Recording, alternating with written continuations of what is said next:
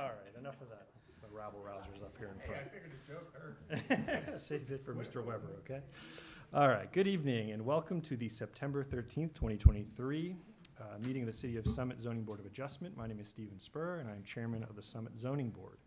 In accordance with New Jersey Statute 10:4-10, adequate notice of this meeting has been provided to a newspaper of record and has been posted here in City Hall. This meeting is a judicial proceeding. Any questions or comments must be limited to the issues that are relevant to what the board may legally consider. In reaching a decision and a quorum appropriate to a judicial hearing must be maintained at all times. For the benefit of the interested public, this meeting is being live streamed to the city's YouTube page and also broadcast on Summit's government channel, which is Comcast Channel 34 and Verizon Channel 30. Please note that fire exits are to my right, your left, and at the back of the room where you entered. The city has a listening system to assist the hearing impaired. If anyone needs hearing assistance, please obtain the system here at the dais and return it after our meeting. Andy Ball is the zoning board's attorney. He will advise board members on matters of law and is the key interface with an applicant's attorney. Mr. Ball does not vote on the applications. Stephanie Sulios is a city employee and the zoning board secretary. Ms. Sulios assists applicants with the preparation of their applications, planning our agendas, and keeping our meeting minutes. Ms. Sulios does not vote on the applications. Our board consists of 7 regular members and up to 4 alternates. All members can participate in the hearing tonight, but a maximum of 7 can vote. Most applications require a simple majority to be approved. Some applications require 5 affirmative votes to be approved. You'll be told which majority will be required before we begin our deliberations. Ms. Sulios, will you please call the roll of the members? Sure. Chairman Spur, Here? Vice Chairman Steiner, Here. Ms. Newell. Here. Mr. Gonzalez. Here. Mr. Mullen is expected but not yet present. Mr. Millay.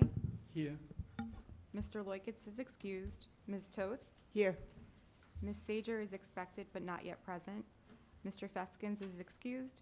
Mr. Yuko. Here. You have a quorum. You may proceed. We generally hear the applications in the order they are listed on the agenda. We try to have each hearing last no more than 30 minutes, but we do understand that some applications are too complex to be heard within that time frame. Each hearing begins with an applicant or their attorney giving an overview of the application and the variances that are required. We then hear from any expert witnesses the applicant may have to help explain the application and why the variances are needed. The board members may ask questions of the applicant, their attorney, and the expert witnesses. Once the board professionals and board members have completed their questioning, the public will have an opportunity to ask questions. This is not the time to tell us what you think about the application. That opportunity comes at the end of the hearing. Before you ask your questions, please clearly state your name, spell your last name, and provide your address. It is important that our court reporter be able to keep a clear and accurate public record. The court reporting is done through the audiovisual system, so important you speak clearly into the microphone. After all witnesses have been heard, members of the interested public have their second opportunity to speak, and at that time you may express your opinion, positive or negative, about the application. Then, the public hearing is closed, and we will enter into executive session where board members discuss the application and vote. You will be able to listen to our executive session, but you'll not normally be able to participate in the discussion.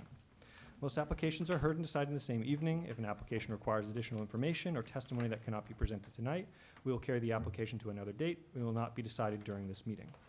Krista Anderson, the city zoning officer, has asked that I remind all applicants that they must read carefully the resolution that documents the zoning board decision and to pay particular attention to the conditions contained in the resolution. For example, if a landscaping plan is required, you must obtain one and submit it to John Linson, the city's forester. If a grading plan is required, you must have one prepared by a civil engineer and submit 3 copies along with the application fee to the city's engineering division. Failure to satisfy all conditions in a resolution will result in a delay in approving your application, as it will necessitate additional follow-up from zoning and other city staff. The resolutions documenting the board's decision will normally be available 1 month after we decide the application. If you'll join me first, we'll rise to the Pledge of Allegiance. I pledge allegiance to the flag of the United States of America and to the republic for which it stands, one nation, under God, indivisible, with liberty and justice for all. Okay. There is only one application to be heard this evening, which is a continuation for 90 Ashwood Avenue. You'll note that David Mullen snuck in during my remarks, so he's here, and we're still waiting for Diana? Diana, okay. I pledged out of respect for the community's split loyalties for back to school night And this hearing, perhaps they'll flood in after the explanation concludes. I just rushed over myself from Lincoln. That will begin the hearing in 5 minutes, so at 7:45 for 90 Ashwood Court. So nothing like starting out a meeting with a 5-minute recess, but go stretch your legs, get to know your neighbor, and we'll be back in just 5 minutes' time. Mr. Chairman, can we sit up at the table? You're welcome to set up. Yep, get comfortable.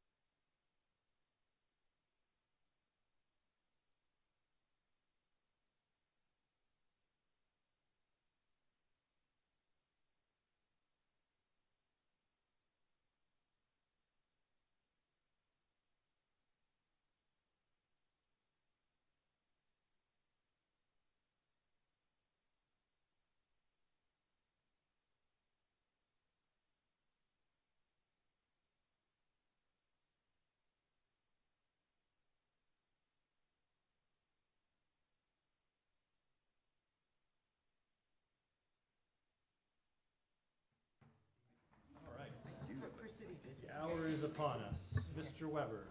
Thank you, Mr. Chairman, members of the board, James Weber of Alfonso and Weber. On behalf of the applicant, Design Build Management, Michael Menza's company for a property at 90 Ashwood Avenue. The board originally heard this application December, January.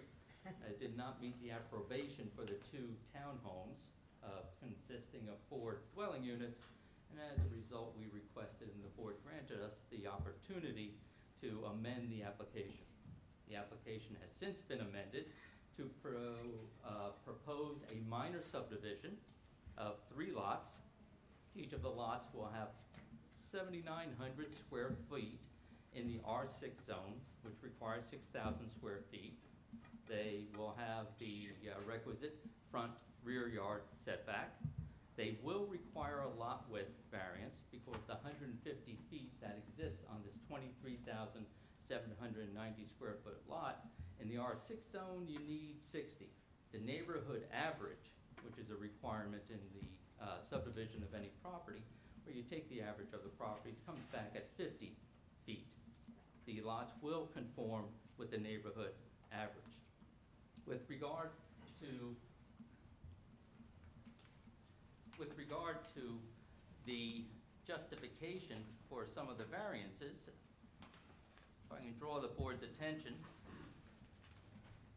to the exhibit that's up on the screen. This has previously been introduced. It is now going to be introduced as part of the tree removal process so that the trees that are identified to be removed have been established. And as a result, I believe we're at A9. Thank you.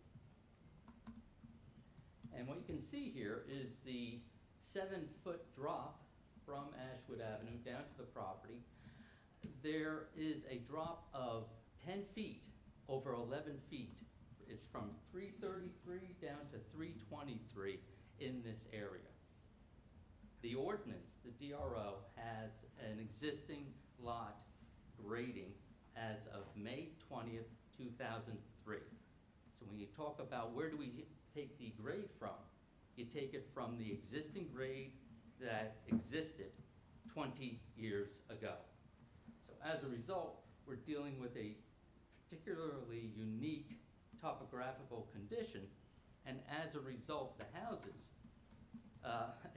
it's as though the foundation has already been cleared out, is when you look at this property. If this was level, it's as though this has been dug out and the house's foundation is going to be placed in this excavation. If you counted this without the story above grade constituting the basement, and it's because it constitutes a story above grade because of this change in grade, you have to count it in FAR. So the basement is counted in the FAR. As a result, all 3 homes, when you count the basement, need FAR variances. If they didn't, if it was not a story above grade, they would comply with the FAR. They were designed to comply in that regard. Likewise, it's a story above grade, so now you have 3 stories rather than the permitted 2 stories. All of this is generated by this unique topographical situation. In discussing how it came to be, it seems as though it was excavated, and the city has its own soil removing ordinance, which probably derived from situations like this where ambitious property owners would remove soil and distribute it outside the city. I suppose a minor quarry is what was there.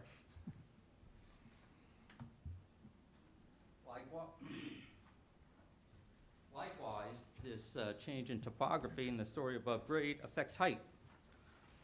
When we look at 2603, and I'm going to go back to the map.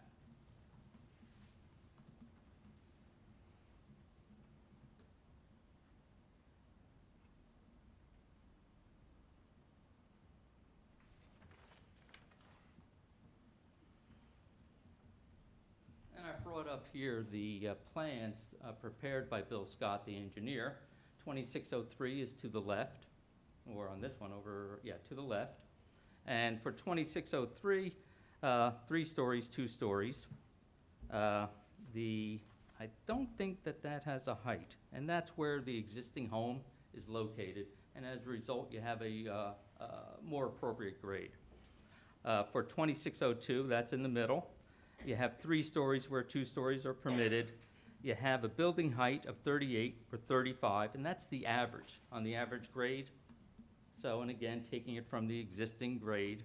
And for a maximum height of 42.7, where 40 is the maximum permitted. That's a C variance, because you're not at the 10% over what's permitted. And that's the highest to lowest calculation, where you take that 1 point at the rooftop and you compare it to the lowest point around the foundation. Lot 2601, which is the one all the way on the right near the school, is 3 stories, 2 stories permitted. Building height 40.5 or 35 is permitted. And if I'm not mistaken, at that point, because it's 3.5, you're over and you need a D variance. There's a 10% trigger for a D variance. And again, we're suggesting here that this is something that the site can accommodate. One of the points that in the original view that was up for the board to look at, the 3 homes on the front, those homes are coming in at around 28 feet at street level. So from the street, it's going to be 28 feet, 35's required. But you don't, you don't measure from that view, you measure from the depths. And as a result, you have, in terms of the highest to lowest, you're at 40.47. That 0.47 makes this a D variance as well, highest to lowest. Krista Anderson, in her report, indicates that these are all based on existing topographic conditions. And she also points out that neighborhood average is 50.9, and we're coming in with lot widths that, if it was just the neighborhood average, would conform. I talked about the FAR. If we didn't count the lowest level, the proposed FAR 34.37, 34.67, 34.9. When you do count it, you're at 48.9, 49.4, and 49.5. There is one additional variance that's come up, and that involves the request by the neighbor. If the board recalls, when the 2 townhomes were being installed, there was a request to have a 3-foot easement for the adjoining neighbor. And as a result, that was agreed to.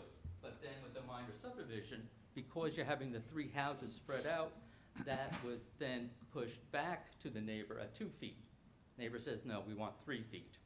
As a result, what you can see here is that building at 2603 has been moved over a foot. And by that action,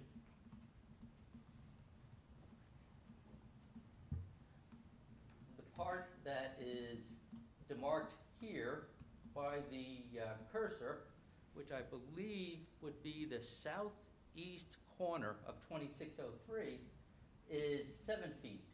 However, when you look at the combination in the area here, between the 2 homes, you're at 16 feet. The board should be aware that you cannot count a neighboring property to meet your side yard requirement. But it's brought to the board's attention to recognize that the area between the 2 homes does meet, in general, the intention to have 8 and 8.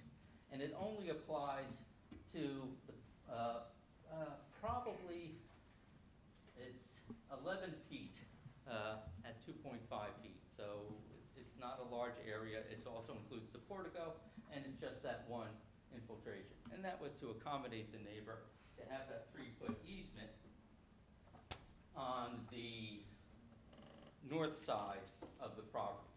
Mr. Weber, can I ask a quick question? So does that mean there's now a side yard variance? I wasn't. There is a side yard variance for 2603. It's 1 foot in that 11-foot long portion.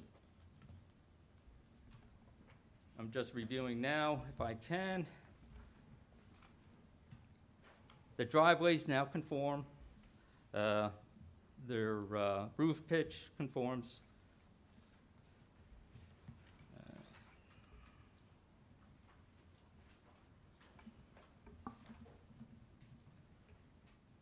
And that should cover all the variances.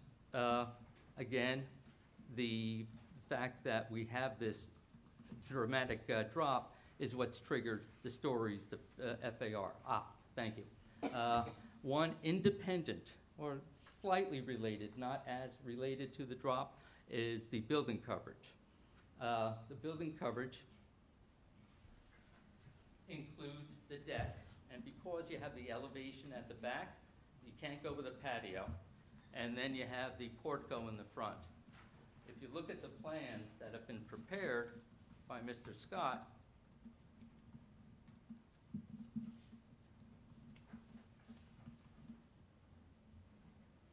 what he's done is to calculate what the building coverage is,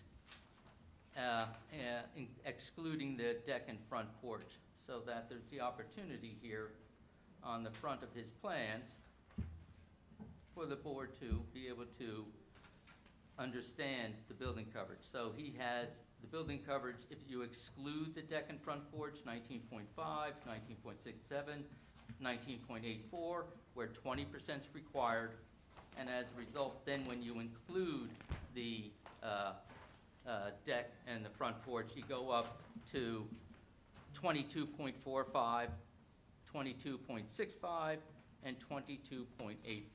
So those 2 decimal point increases are due to the deck and to the front porch. I'm pausing just to make sure I haven't overlooked anything. One of the benefits of the application, again, is we have a pre-existing non-conforming two-family house with a third unapproved unit in the basement. We have a contractor's yard in the back of this property, which is active and it's a pre-existing non-conforming use contractor's yard. And we have an encroachment of the driveway to the contractor's yard on the Board of Ed property. All of those pre-existing non-conforming aspects, uses with regard to this property will be eliminated.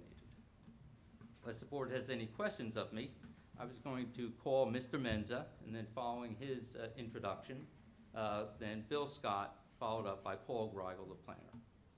Just on the two-family use, it's been a while. Had that been abandoned? No. By virtue of? No, it's not been abandoned. Okay. It's there, it's not occupied, but it's not been abandoned. And for how long hasn't it been occupied? Oof. I think Mr. Menza will be able to answer that. More than 2 years, I can tell. More than 2 years, there is no one. We'll have Mr. Menza speak to that. Thank you very Thanks. much. Yep. And it'll, I mean, we've been on this application, it was originally filed in August a year ago. Yeah. So we're going on a year. So we count that year, and then, but around there. Any other questions from members of the board? Just one about the front-facing heights. You had said it was 25, 28 feet where, you know, higher was permitted. How do those line up with existing houses There'll be on the less in height. block? Okay. And we'll hear more from your professionals Right. with Yes. regard to that testimony. Yeah. I just want to make sure before we go further beyond you, Mr. Weber. So this application has kind of been through the ringer a couple of times. Thank you, Mr. Menza, for your patience on that, but I think we're making progress. Are there any conditions that we had noted prior that we need to modify or potentially abandon? The way I see it, I was reviewing the conditions before we started. Everything was specific to the prior application that I saw. From my opinion, I think we start over with no conditions, and as they come up, unless there's something that you see as fitting to this particular application still, Mr. No, Weber? it's the same thing. It goes to the city for a subsequent grading permit. We have to have a soil erosion sediment control permit. The landscaping, there's comments there from the city forester wanting the landscaping extended, fence questions. So they're specific to the amendment here. Okay, all right, we'll address that as it goes, but maybe don't delete them just yet, tuck them away. They're tucked away. All right, let's hear from then your first professional, and just as a reminder as to the conduct of the meeting, as each of the professionals offer their testimony, The board will ask questions, the board's professionals, our planner and our engineer will ask questions, and then the public will have the opportunity to ask questions. We'll continue through each of the 3 professionals they have, and then at the conclusion of the application, we'll swear you in if you so choose, and you can offer your opinion, positive or negative, about the application. I would encourage anyone who's joining for the first time tonight, or maybe has been through this whole saga with us, to approach this with a fresh set of eyes. It's substantially different, changed substantially from as it was initially proposed. So if you do have any questions, though, please ask them of the professionals this evening, Mr. Menza, representing the owner of the property and the construction firm sitting behind it. So with that, Mr. Weber, the floor is yours. I would ask that Mr. Menza be recalled to the stand. I defer to the board attorney as to whether or not he should be resworn in. He was previously sworn and remains under oath at this point. Thank you. Mr. Menza, you're the applicant through your company Design Build Management, Inc. Yes, thank you for your time tonight for this special hearing. I appreciate that. I am, yes. And there were questions that were posed as to the occupancy of the existing building. Do you recall how long that's been occupied? So we closed on the property 2 years ago. The former owner had still kept possessions in the house until last summer. Physically, she was out of the house, but she had her possessions in and moved those out over time. And then with regard to the question as to the height of the structures as facing Ashwood, and again, this height is based on the street view, not on the legal view under the DRO. I've indicated that there are 28 feet as to the 2603, and then when we look over, we see that that follows through with the other structures as well. So I'm going to highlight this so that it's easy to be seen. And now that calculation, is that something that's been prepared by you in concert with Bill Scott, civil engineer?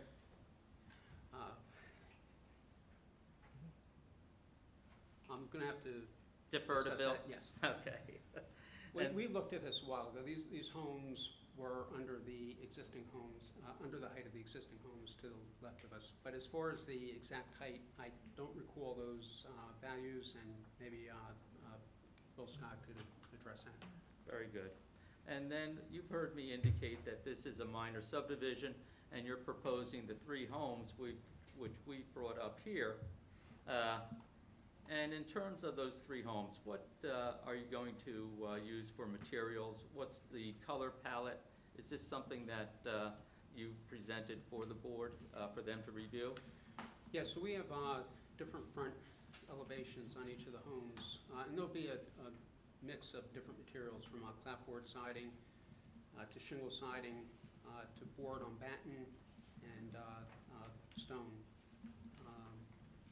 Each one we've designed a little bit different as far as front styling. And then, And the colors obviously will be different on each of the homes. and then looking at the actual plans of the homes, now we can see this is the site plan for the minor subdivision. And I've indicated to the board that you have agreed with the neighbor to a 3-foot easement for her driveway. That is correct. And as a result, and it's not highlighted here, it's a separate sheet, board members, that I had shown previously. And as a result, you've moved over 2603 by a foot in order to accommodate that 3-foot easement. That is correct also.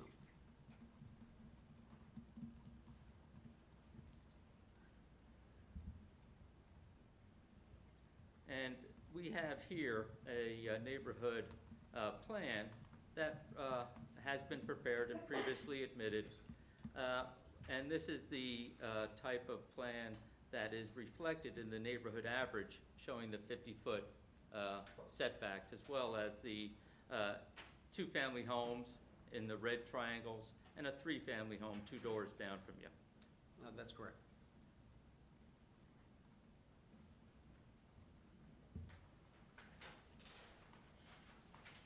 I'm looking for your architecturals.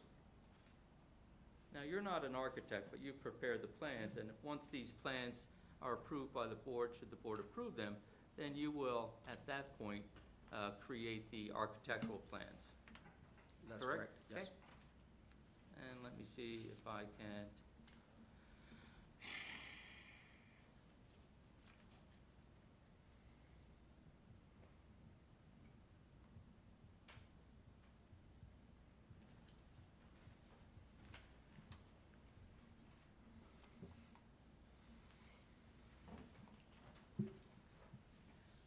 And now I brought up the architectural plans that have been submitted as part of this application.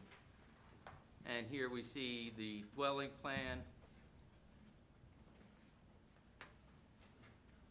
And then we see the first floor plan. And you have the garage coming in at the street level. That's correct. We designed these with the two-car attached garage. And then on the second floor, do I need to highlight or enlarge this?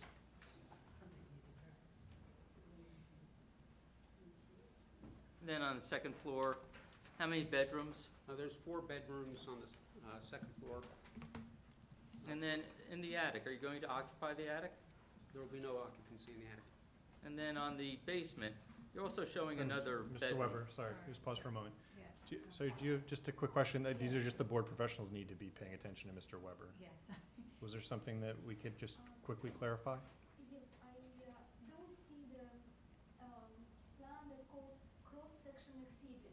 I found it on application. Okay. And actually have a question about it, maybe just Okay. clarification. We'll open to questions later, but Mr. Weber, if you can just be mindful of that. Thank you, we'll open to questions in a little bit, just in a moment. Thank you. But we don't see that here for some reason. Yeah, I'd just like to give Mr. Weber the opportunity to present the application, and then we'll absolutely open up for questions for clarification. Thank you. And so we're looking at the basement plan, and you have a slab on grade of recreation. You have doors that walk out to the back, and you have a guest bedroom. Krista Anderson had a question with regard to that guest bedroom as to whether or not you're going to have an egress window. There will be an egress window.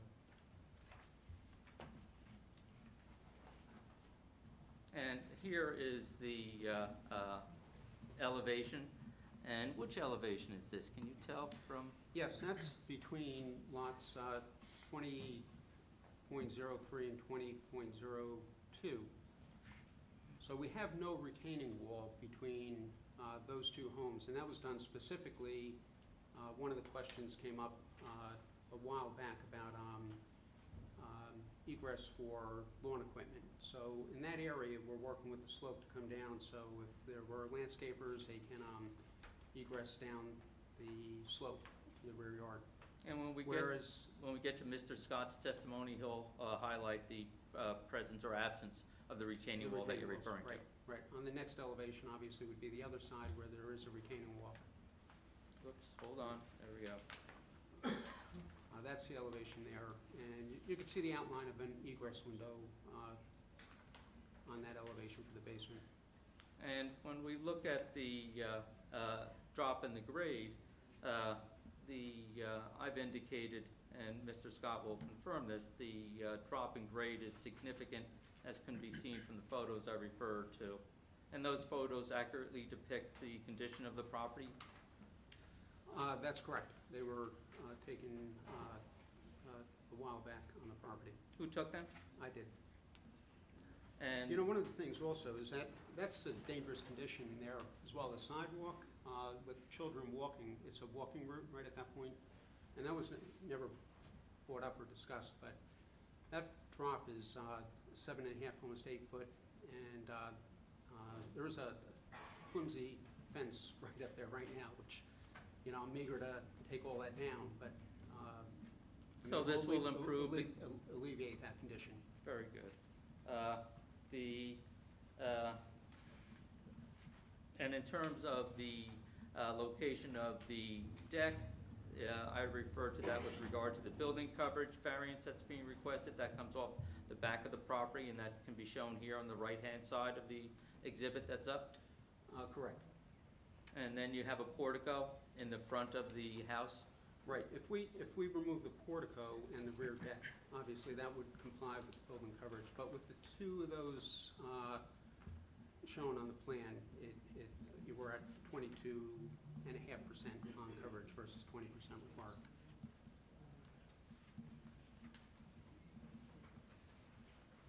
And so let's just, while we're at this point, see if we can't talk about that retaining wall and the access to the rear, which was a question that had been presented by the board.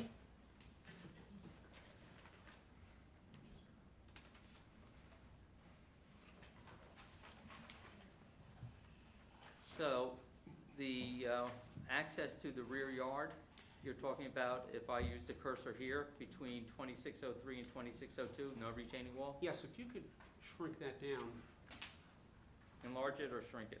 shrink it just one bit. Right there. Okay, so we have a retaining wall shown on the left-hand side of lot 20. 2603. 2603. And And it's we shown also in have- pink? Correct.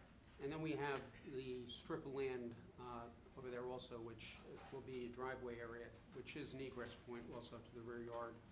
Now, between 20.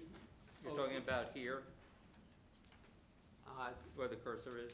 Okay, where the cursor is right now, so that will egress 2003 and 2002 to the rear yard, coming down that slope area. Now, if I move all the way over to lot 2001, the egress to the rear yard would be on the right-hand side, right where your cursor is. That would be the egress to the rear yard. And that had been a question going back in, I think, the January hearing about egress to the rear yard for landscaping equipment. Can we talk about the report of the planner with regard to fencing and landscaping while you're here?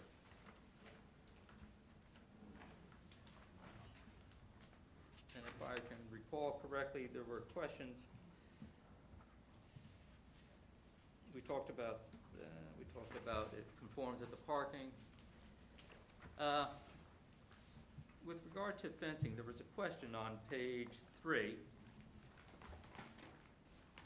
And the question comes up whether or not there should be 6-foot-high solid fencing should be installed along the side and rear boundaries of the site to provide screening for the adjacent school and residential properties. Let me see if I can bring that report up so that the board members can see it.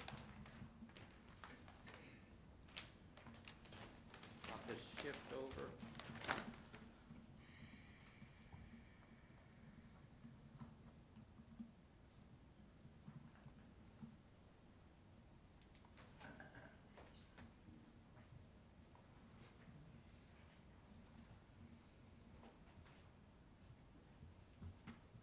And so here I'm going to the comments of the planner. And you can see the comment here talking about the thought about providing a So 6-foot-high solid fencing. Right. I'd prefer not to put a fence in. I'd rather use landscaping as opposed to a fence. The property is bordered to the rear with a wooded area, which will remain intact. And also along the right-hand side, between our property and the school property, is also a wooded buffer. In the area where it's a little bit sparse, I would like to plant arborvitaes. We'll plant them at 8 to 10 feet. I'd rather the natural buffer that will grow over time as opposed to a lot of people are using these 6-foot-high plastic white fences, and my preference would be to try to address it with landscaping. If the board approves the application, are you willing to agree to that as a condition of approval? Yes. That in lieu of the fencing that's referenced by the planner, you'll be putting in, did you say 8 to 10? Yeah, we have shown on the plan on the back property where it's a little bit sparse, a planting row. on the back of that property. The rest of it is Mr. wooded Menza, I area. just want to, 8 to 10 foot at planting, that means after the root ball's in the ground, the plant will be Yes. 8 to 10, You asked, we'll keep them on the record, don't worry. right? But just to be clear though, Mr. Weber, is there, in your opinion, a landscaping plan submitted that could just capture all of this detail? It's great that we're calling out this specific item. We have the landscape plan, and that's shown on page 3 of 5. Let me see if I can't bring that up. So in that plan, Mr. Mendez, are these additional plantings envisioned? Are they reflected in that landscaping plan? They are shown on the plan. Okay. And then, just while you're searching for that, Tom, they're talking about your planning memo here, or Ed's, or whoever it is. Do you agree with this perspective So of I think white it's fence still- versus screening, natural screening? I certainly would prefer, you know, it's subjective, right? White fence versus green landscaping. And so the recommendation would be, or I guess the concern is whether or not there's adequate screening now or if it needs to be enhanced in any way. I think we saw the existing site photos just moments ago showing a few dead trees that had to be removed, and it looked somewhat sparse, at least in those areas, and those would be along the, looks like the southerly side lot line. So there's a question as to the extent of how much additional screening should be provided. I don't know what the answer to that is and what the remedy is. Obviously, there's, you know, a row provided along the portion of the southerly side lot line. Is that enough to provide buffering along both the side and rear of the site? I don't know.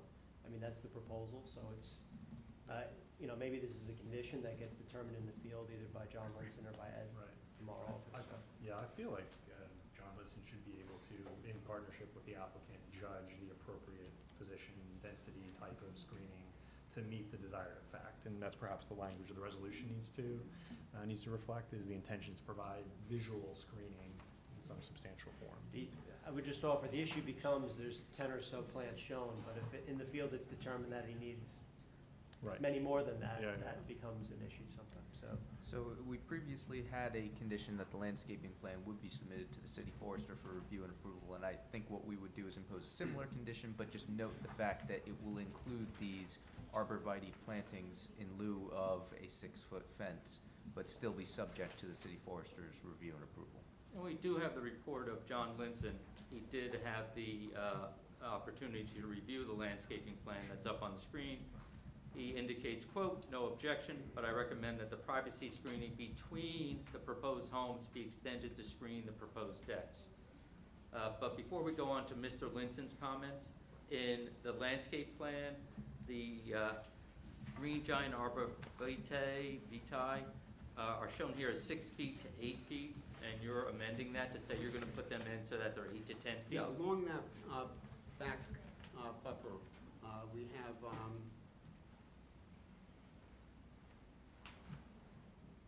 about 12 arborvitae. We were planning on those to be at higher than what we had shown between the units.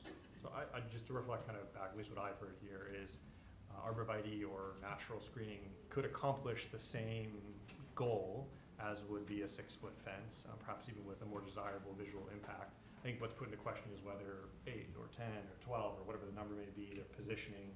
Love that these are coming in at 8 and 10 feet. Let me know who your landscape supplier is. That's pretty impressive.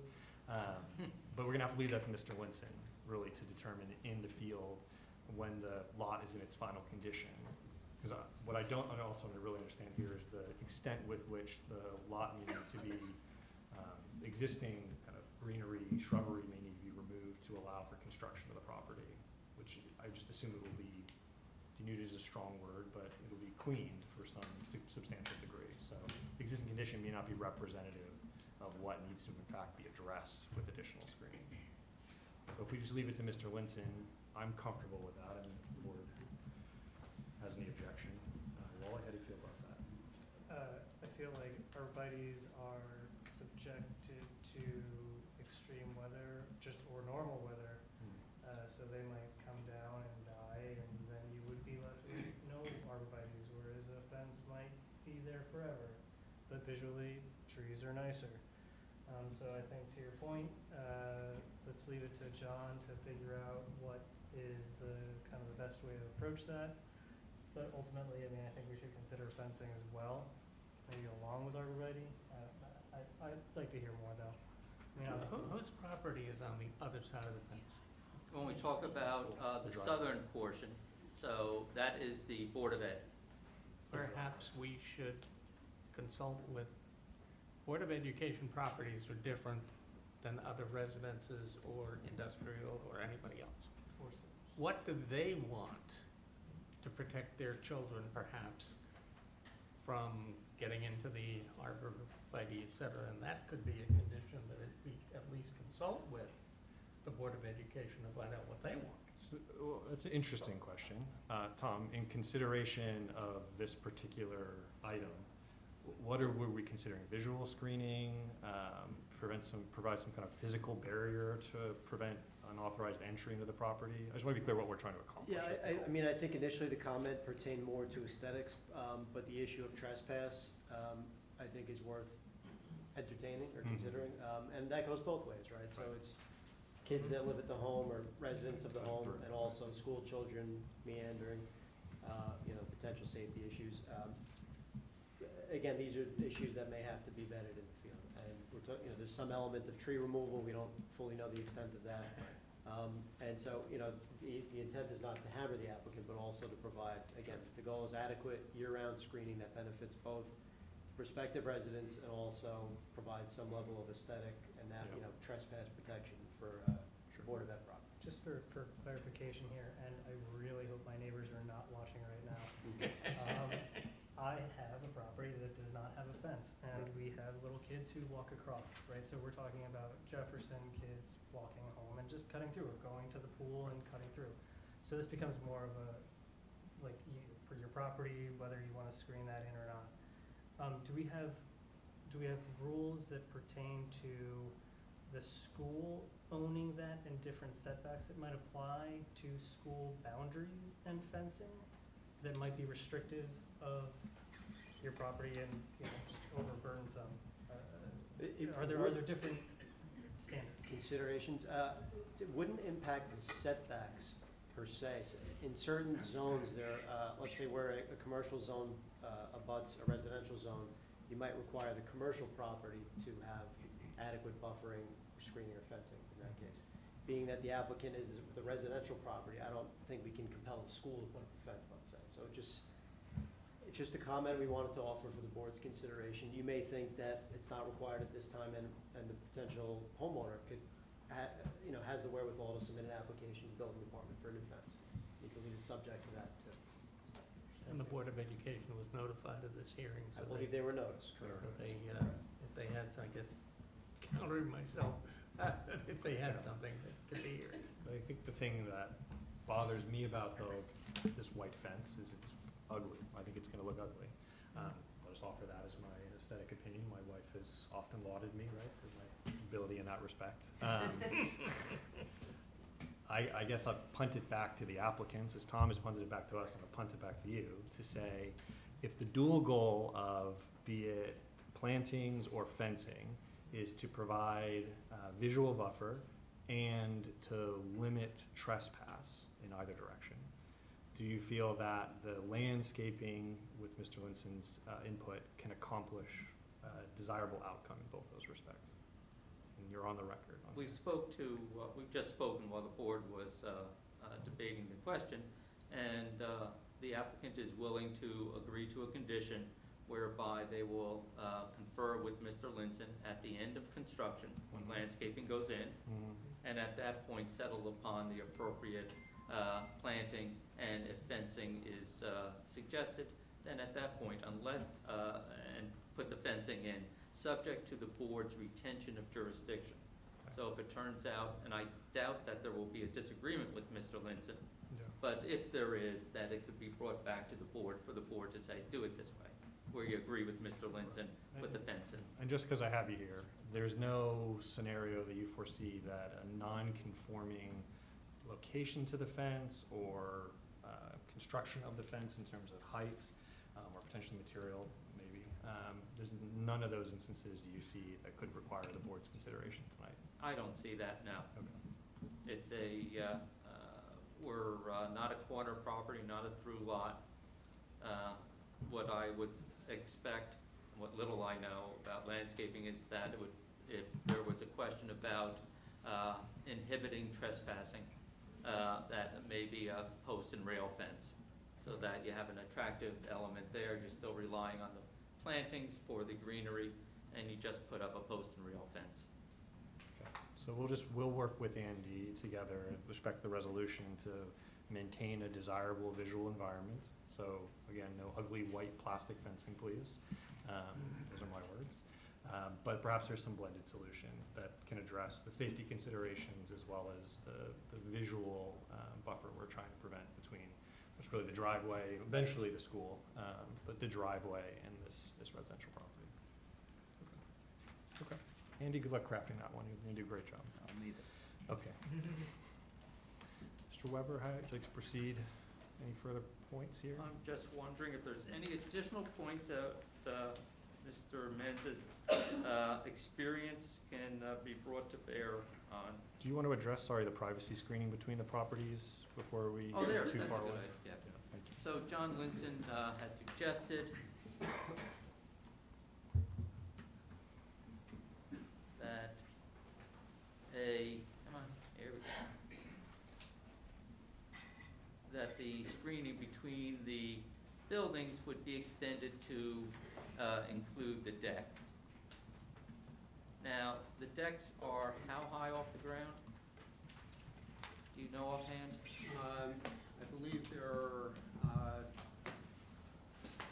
have to look at the plan exactly, 11 feet.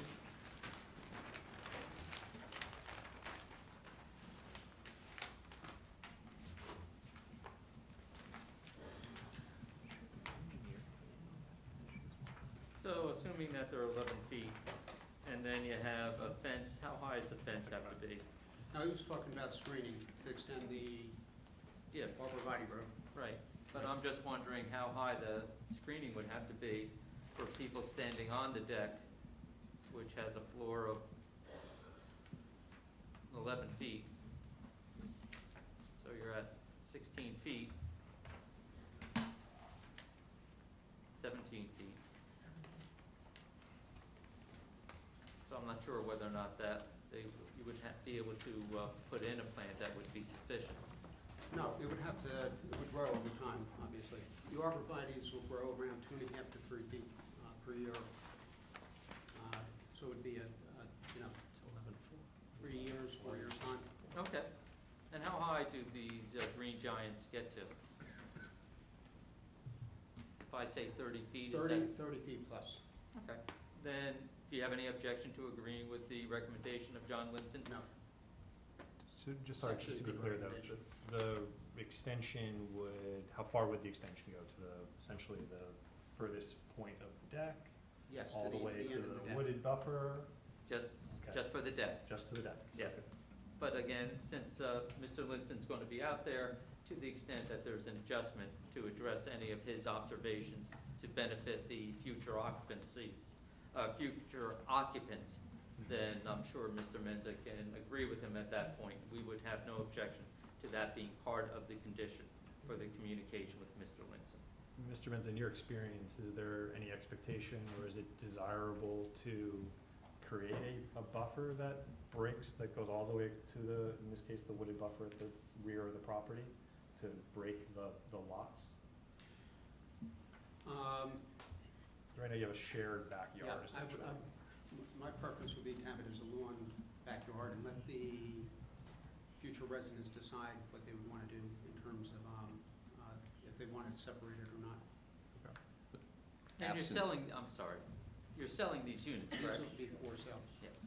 So absent this additional planting though, if you didn't do it, wouldn't you have a direct view into the patio coming out from the basement from the deck on each of these properties? If we didn't extend, Yeah. yes, yes. Now I'm agreeable to extend the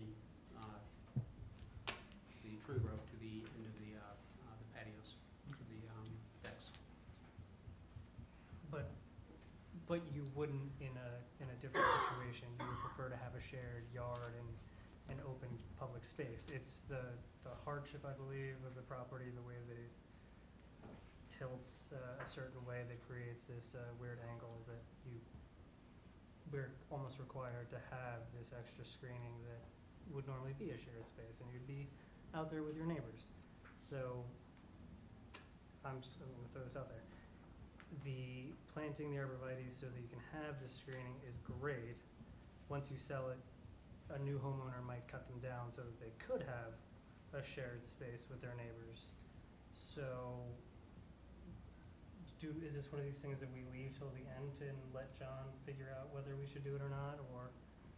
Well, if I can, Go ahead, Mr. just to highlight Mhm. that with regard to plant ownership, once it's on a common lot line, it's owned by both property Both owners. properties. So, and that includes the root flare. So when you're thinking of trees in your property, or your neighbor's tree, if that root flare goes crosses the property line, you both own it. And I have a question, because before you mentioned something about jurisdiction over the screening. I don't know, are we including that in like part of the resolution, that we're gonna have jurisdiction over? Yeah, so the Trees. condition regarding the landscaping plan would be inclusive, or at least make special emphasis along the privacy screening between the lots, and then also the privacy screening between that farthest east or right property, I'm not sure about the cardinal direction, and the Board of Education property. And So if then- there's anything we also wanna draw attention to in the landscaping, let's make sure to call that out in the language of the resolution. I would be concerned with how long that jurisdiction is for, because if the property gets sold, obviously it runs with the land, but I would hate to burden a new homeowner. Yeah, I don't know, that's actually a good question. Is there some period of time that, that we can hold future owners of the property accountable to with respect to the landscaping plan? Ordinarily, our conditions retaining jurisdiction over these issues Right. extend for 2 years after completion of construction. Okay. Okay, that's a pretty standard term. I mean, we haven't actually discussed that, I think, almost ever, the term with which a landscaping plan applies. I think we retained stormwater for 4 years once. Oh, yeah?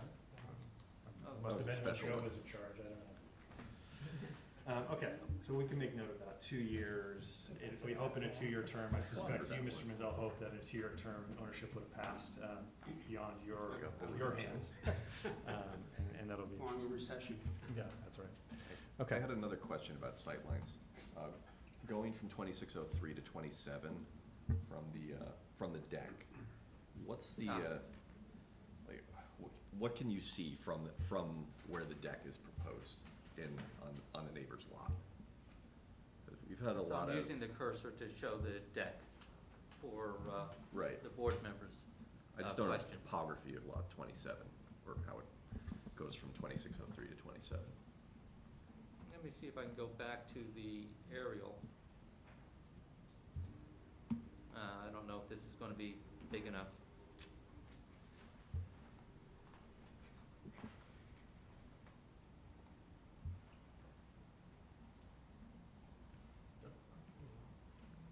Is your question, David, though, like with respect to the topography, are the decks on equal plane, or are they set up?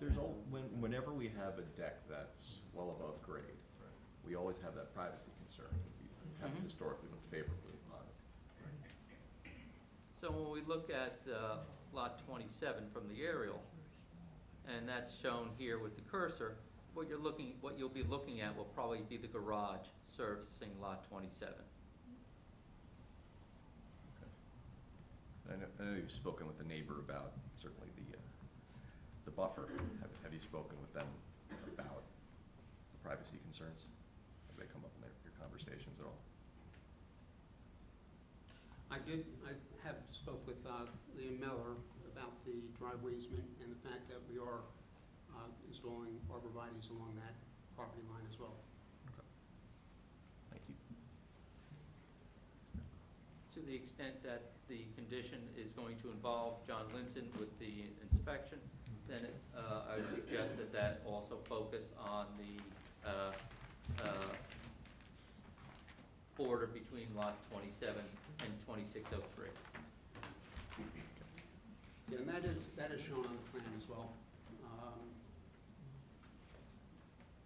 We have, there's approximately 12 or 14 arborvitae on that side as well, to screen between lot 27 27 and 2603. Just as for an extra set of eyes on this, Tom or Dipti, we're asking landscaping to do a lot. Can landscaping do all that we want it to do here? Are there any concerns about any element of what we're putting onto Mr. Linson's plate? It's a little unfair without him here. Well, he's getting a large amount of discretion, which can sometimes be difficult because it can be interpreted in different ways. Obviously, he'll have the resolution to review and maybe the board minutes or Right. even the recording. And the applicant may perceive it a different way in terms of what may be required. So I think if we just can be as clear as we can about this, we can't nail down all the specifics right now. But I Yep. think if we can discuss at least the generalities as specifically as we can. Is it appropriate for either the engineer or the planner to be another set of eyes on the actual application of these conditions? I don't know if it's probably more engineering than planning, but again, just to respect the trespass concern we have and the visual impact. Not that Mr. Linson can't offer a judgment on that. Is it better left to a planner or an engineer to be another set of eyes in that condition to confirm that the intent of the board is being met? And Mr. Weber, you're welcome to lean to this as well, but I'll offer that to you first. We're probably both qualified. I Yeah. mean, Ed is a landscape architect. Okay. He was a landscape architect before he was a planner, so I would say he's more qualified than I am. But in any event, typically John Linson has the discretion, so he does his thing. Okay. But I think if we understand the issue of trespass, if the intent is to definitively prevent any sort of trespass, I think that needs to be known and stated. Okay. Whether it's with landscaping or fencing, Right. if the board does not want that boundary to be crossed, we need Right. to know that. It can't be, Yeah. it has to be made clear. Okay. So again, when we're in the field, we know what's expected. Dipti, go ahead. No, I was just saying with all the discussions we've had, perhaps a updated landscape plan to be submitted based on discussions today would just be appropriate at this point. I think we'll give you as much clarity as we can in the resolution. I think with respect to the proximity of the Board of Education property, that's where trespass is of greatest concern relative to the rear buffer or the other side of these three properties. So we'll try to be clear in the resolution language, and thankfully we have the recording, and we have the minutes and the transcript to refer to as well.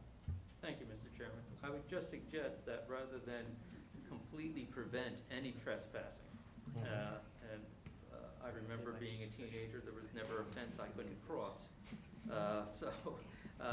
Inhibiting, I think, is probably the better word, so that it just, no, don't go this way. Right.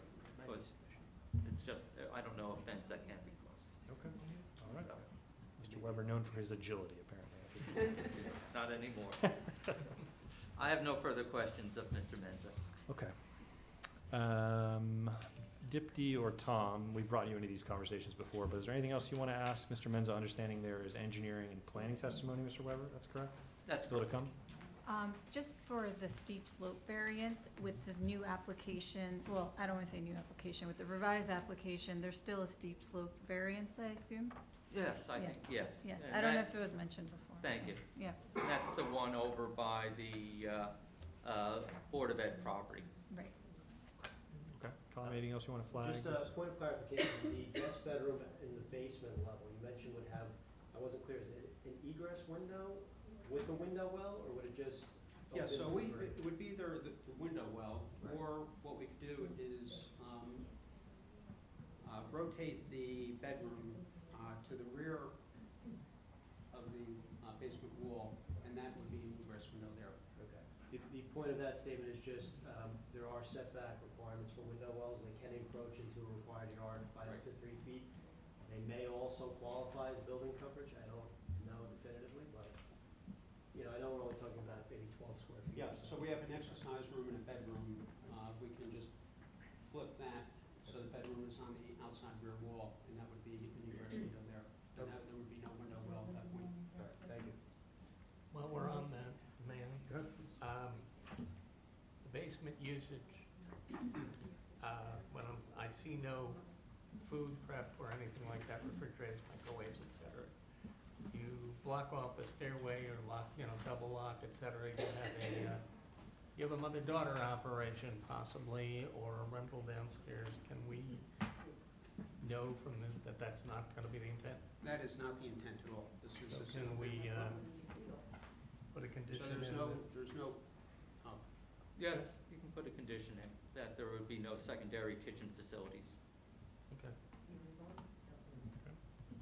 That's in all three? Not just Yes, one. all three. Any other questions from the board for Mr. Mensah? Yeah, Yep. one I hope is kind of easy. You had said, you know, that the attic is not a livable floor. Are we keeping the height, was it below 7 feet? Is that our, I think Is that that- was, I is saw that- that in Krista's memo, but perhaps you want to testify to that. but- yes, it will be below 7 feet. Okay. And the attic will be unfinished. okay. Any questions from the board? Mr. Menza?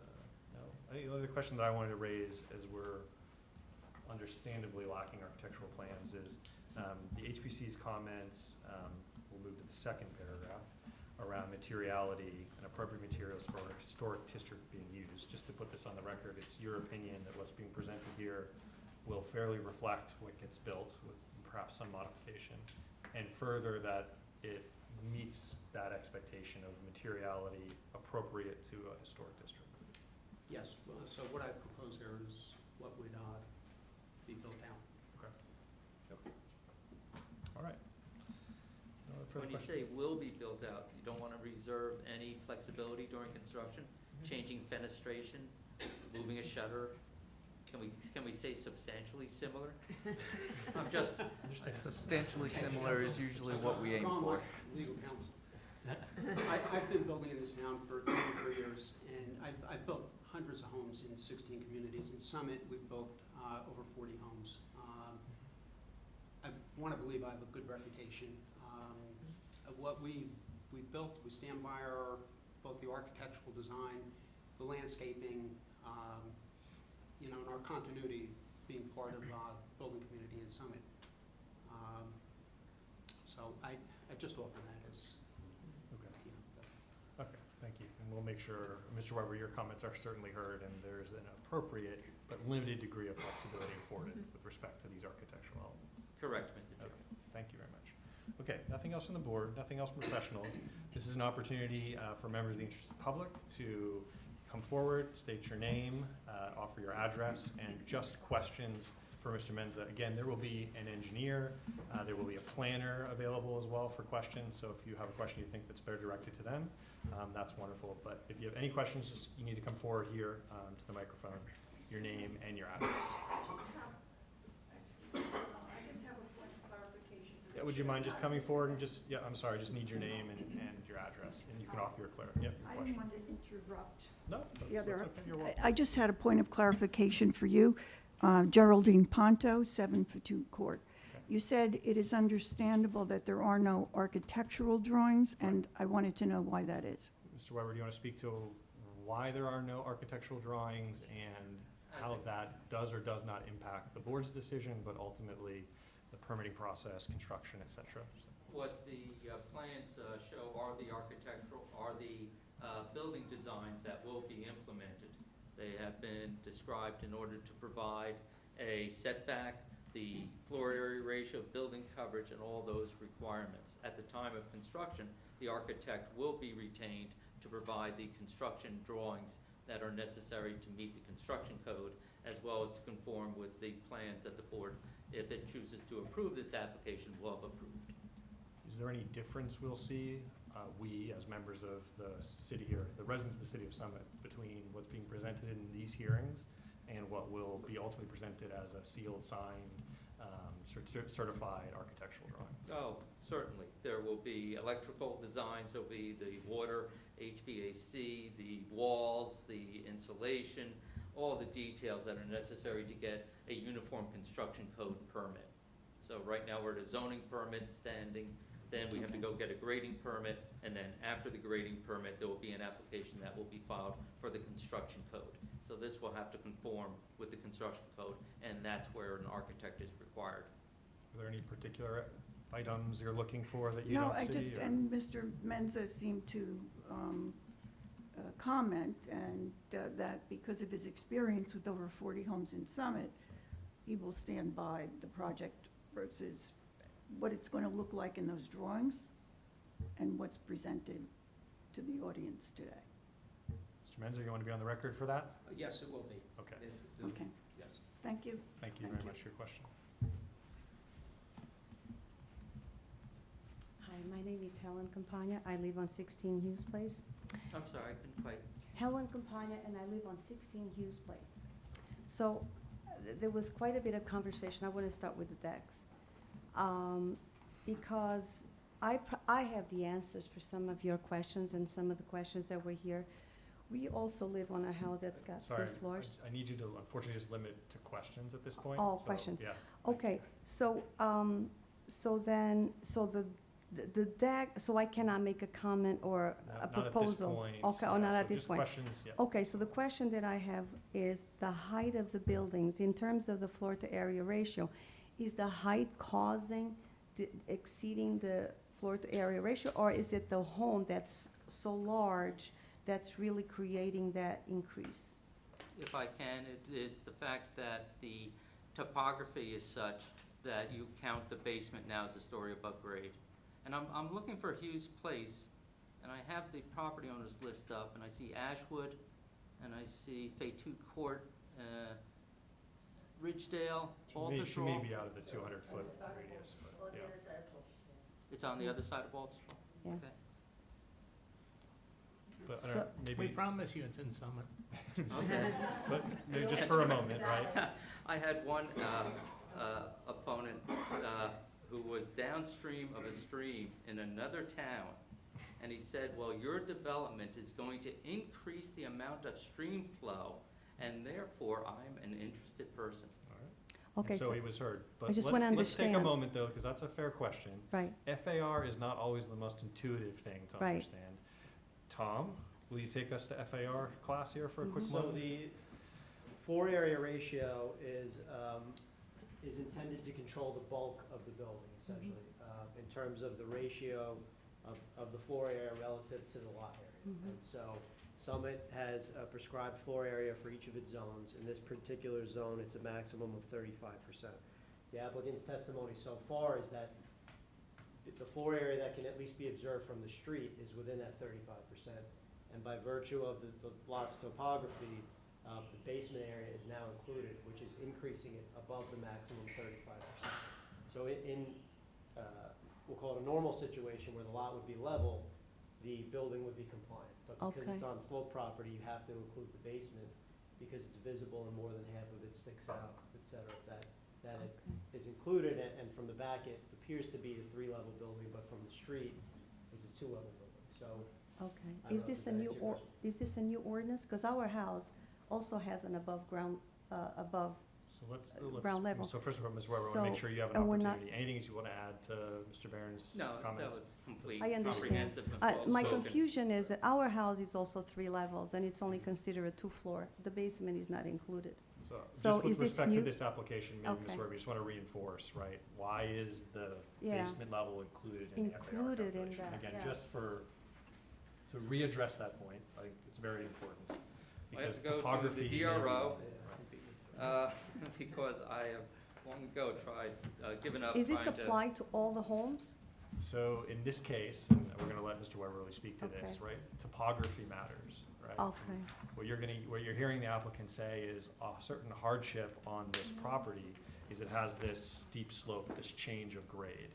That's forcing the calculation to, as Tom suggested, to be approached in a way that you normally wouldn't approach it. Normally, that basement grade wouldn't be included in the FAR calculation. okay, But because it's exposed, essentially, it's included in the calculation. okay. What the Ours board is needs all to- exposed too, and we're not. I So can't I'm speak to so your property, confused. but I understand, yeah. Right. My question to you is, how long have you owned your property?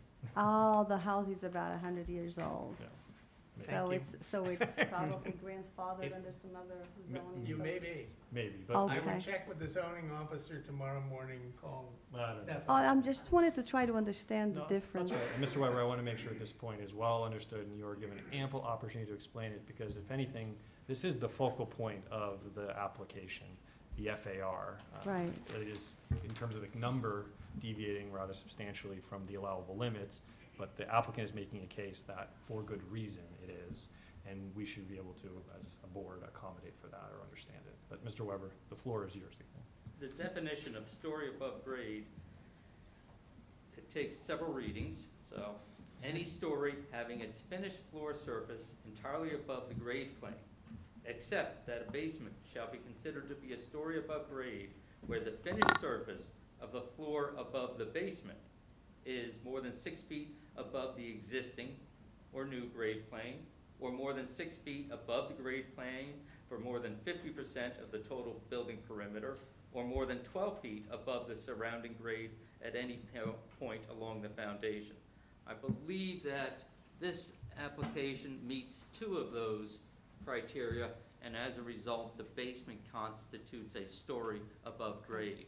Okay. So as I indicated previously, it's almost as though the excavation has already taken place to build the house. Okay, I understand that. And regarding the 2 feet easements, and again, I'm a layperson, I'm not an architect, and I thought, so which one is lot 27? The existing smaller home that's on the left, on the north side of these 3 properties? Mr. Weber, would you mind just pulling the I microphone thought I closer to saw a you as well? 2-foot easement to give access to Closer the, to whom? You. to give access to the residents on lot 27 to have access to the driveway, and I'm just questioning, am I correct in my assessment of what I saw?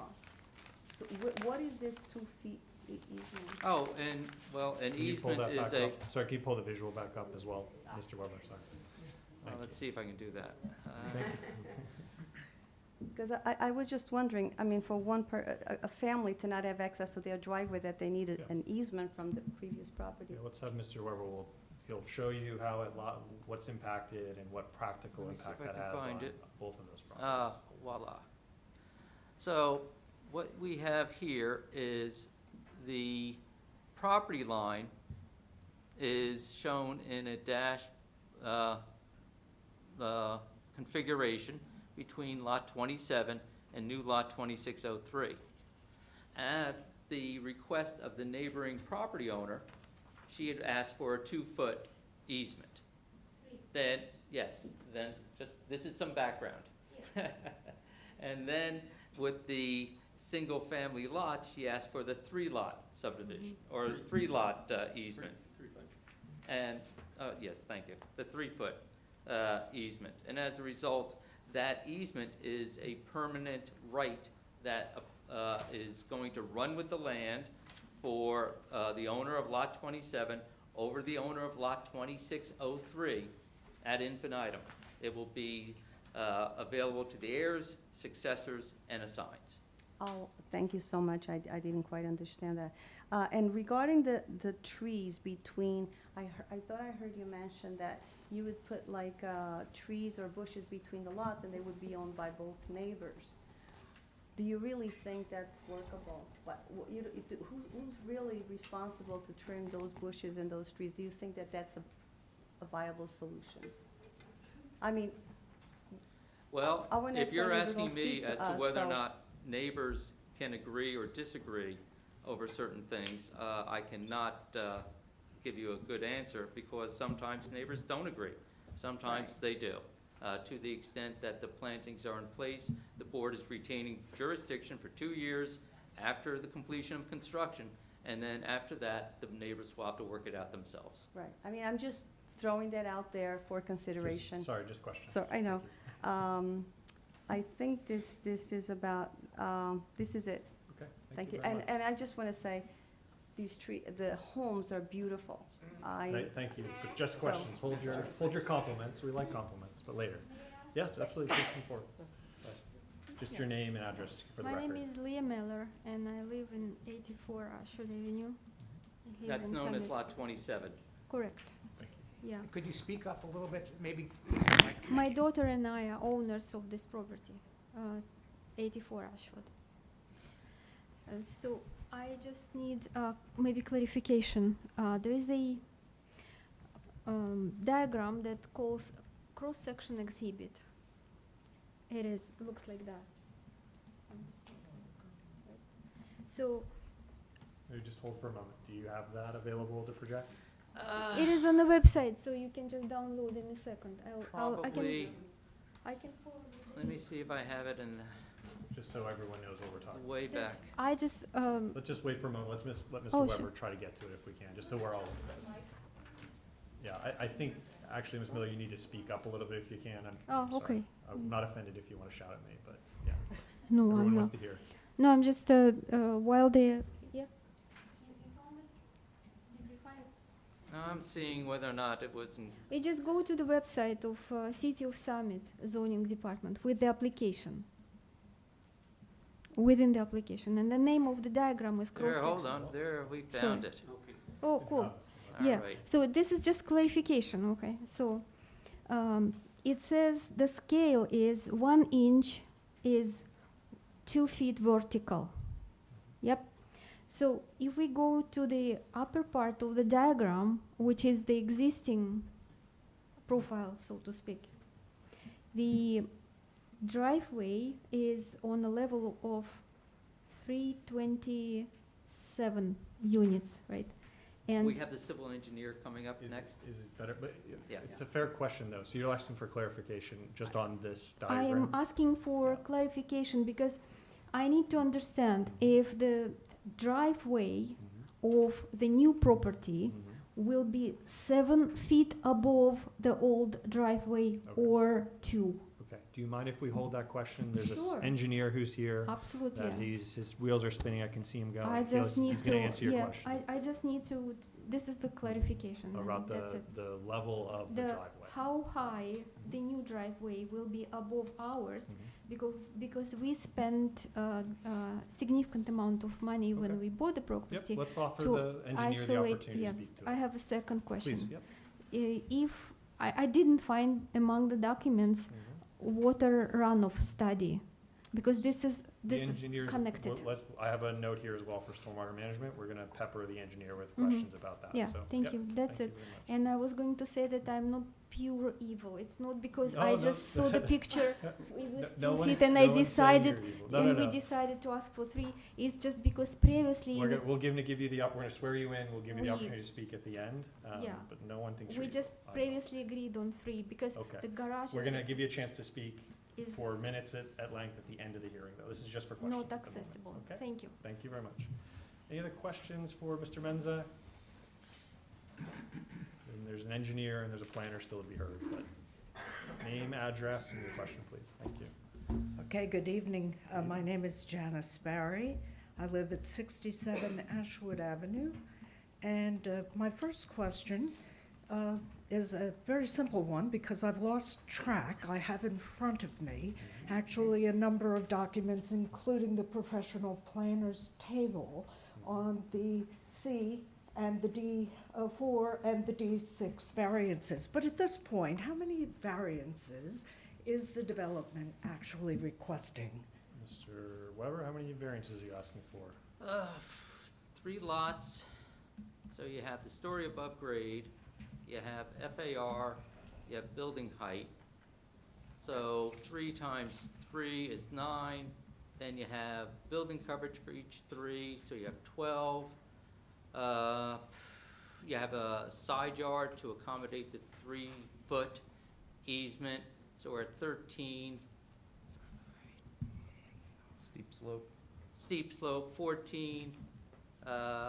And then if you count, there's 2 variances for the height, so I think there's a couple there. Not all of the buildings had a height variance. So 2603 did not have a height variance, and that's the house next to Ms. Mellor's, and that's the level site. But then the other 2 did have a couple of height variances. Okay. I think that pretty much covers it, so it's Okay. around a dozen.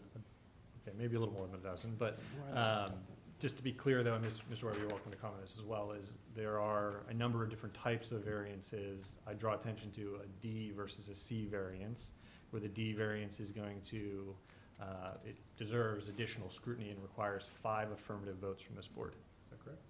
Look at that. All right. So just a reminder that this does not simply require a majority of the board to approve. It requires special scrutiny. It will require 5 affirmative votes by the board, with only 2 dissenting members permitted. But your next question, please. Yes, thank you for that.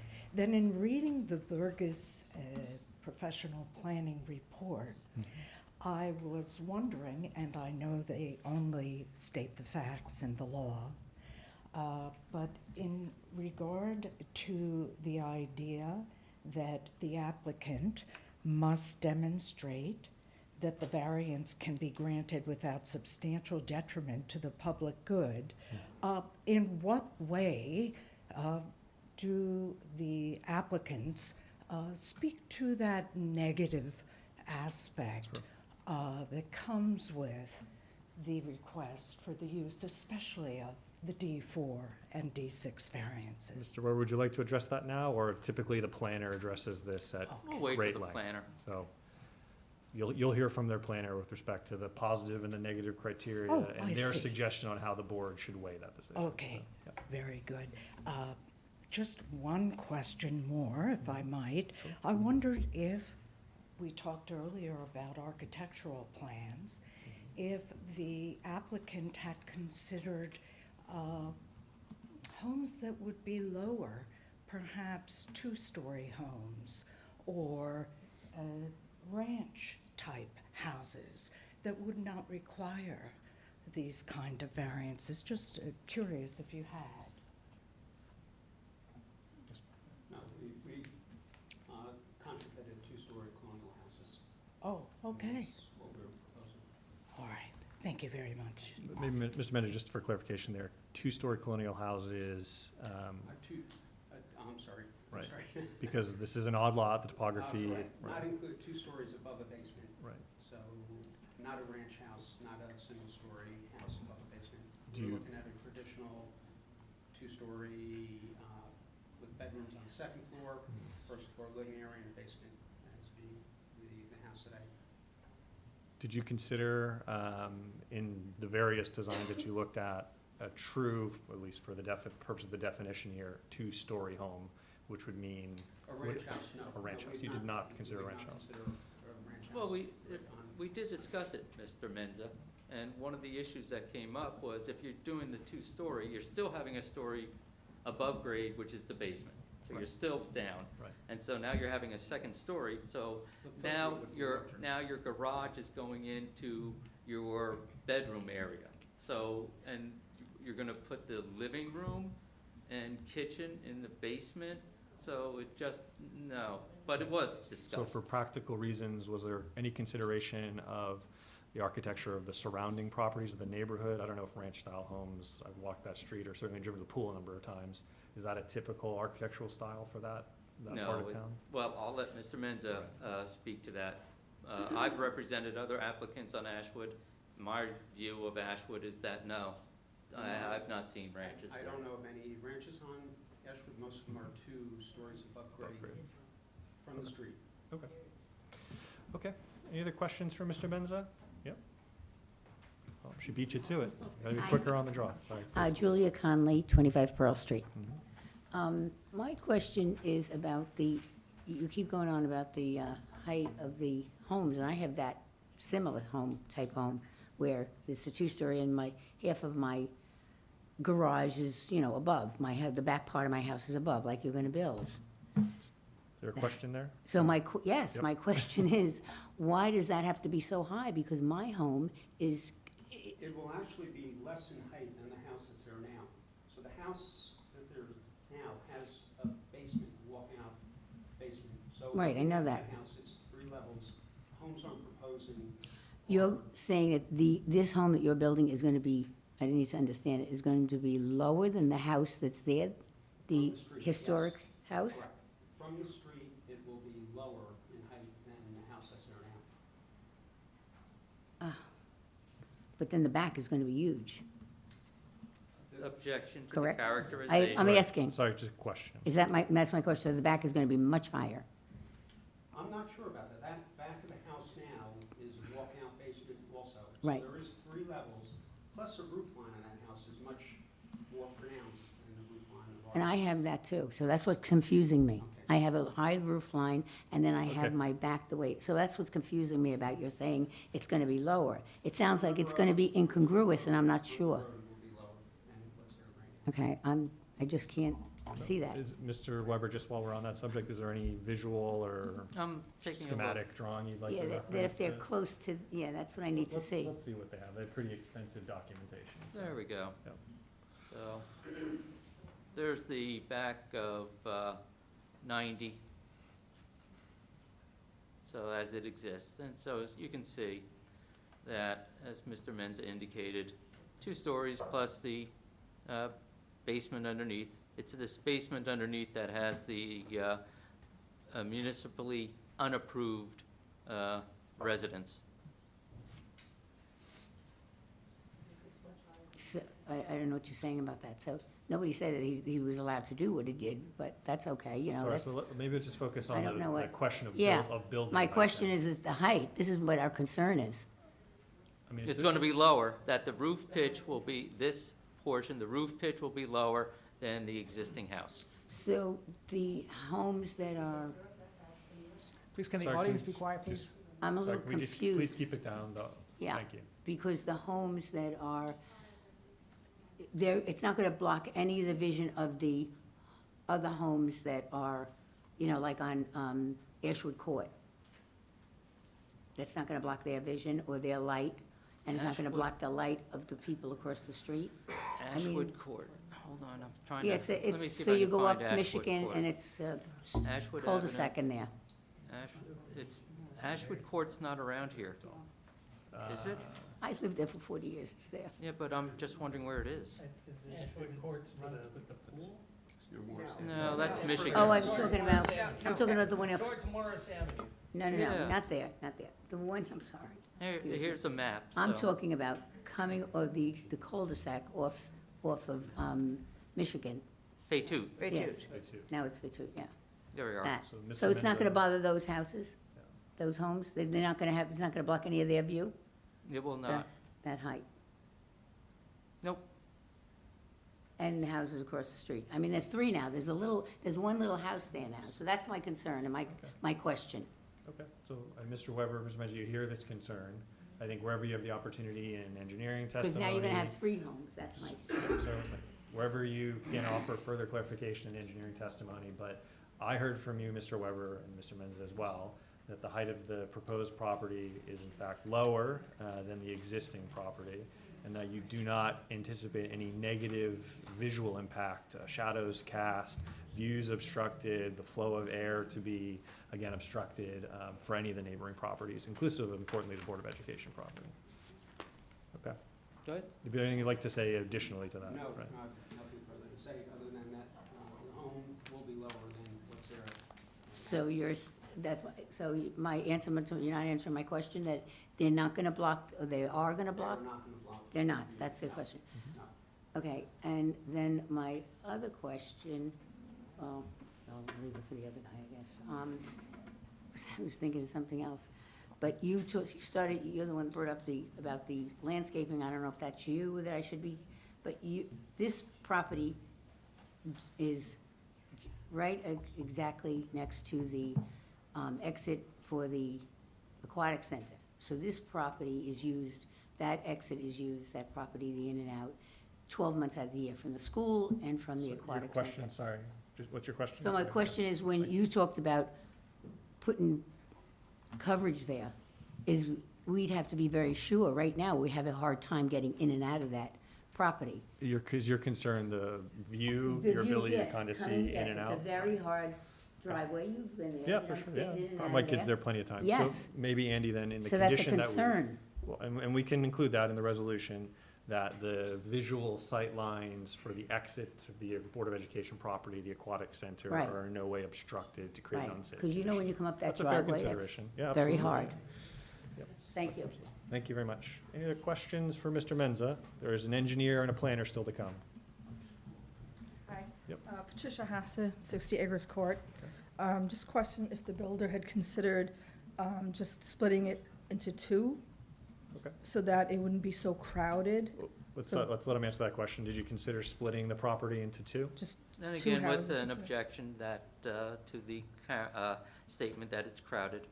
Okay. And Noted, Acres right. Court is shown here on the property map, and that, if I have the cursor, is that where you live? I'm sorry? if you look at the cursor up on the screen, You can move it a little bit. where is the for us. cursor? There's the Yeah. cursor.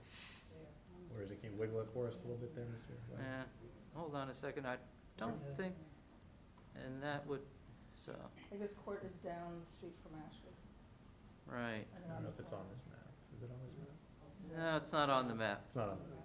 It is the old Stevens Miller site. Correct. Lumber- So lumberyard. if, and again, I can't get the cursor to show up, but I have at the bottom of that, on the lower right-hand side, is the former Celgene, now BMS, now Johnson & Johnson. Can do.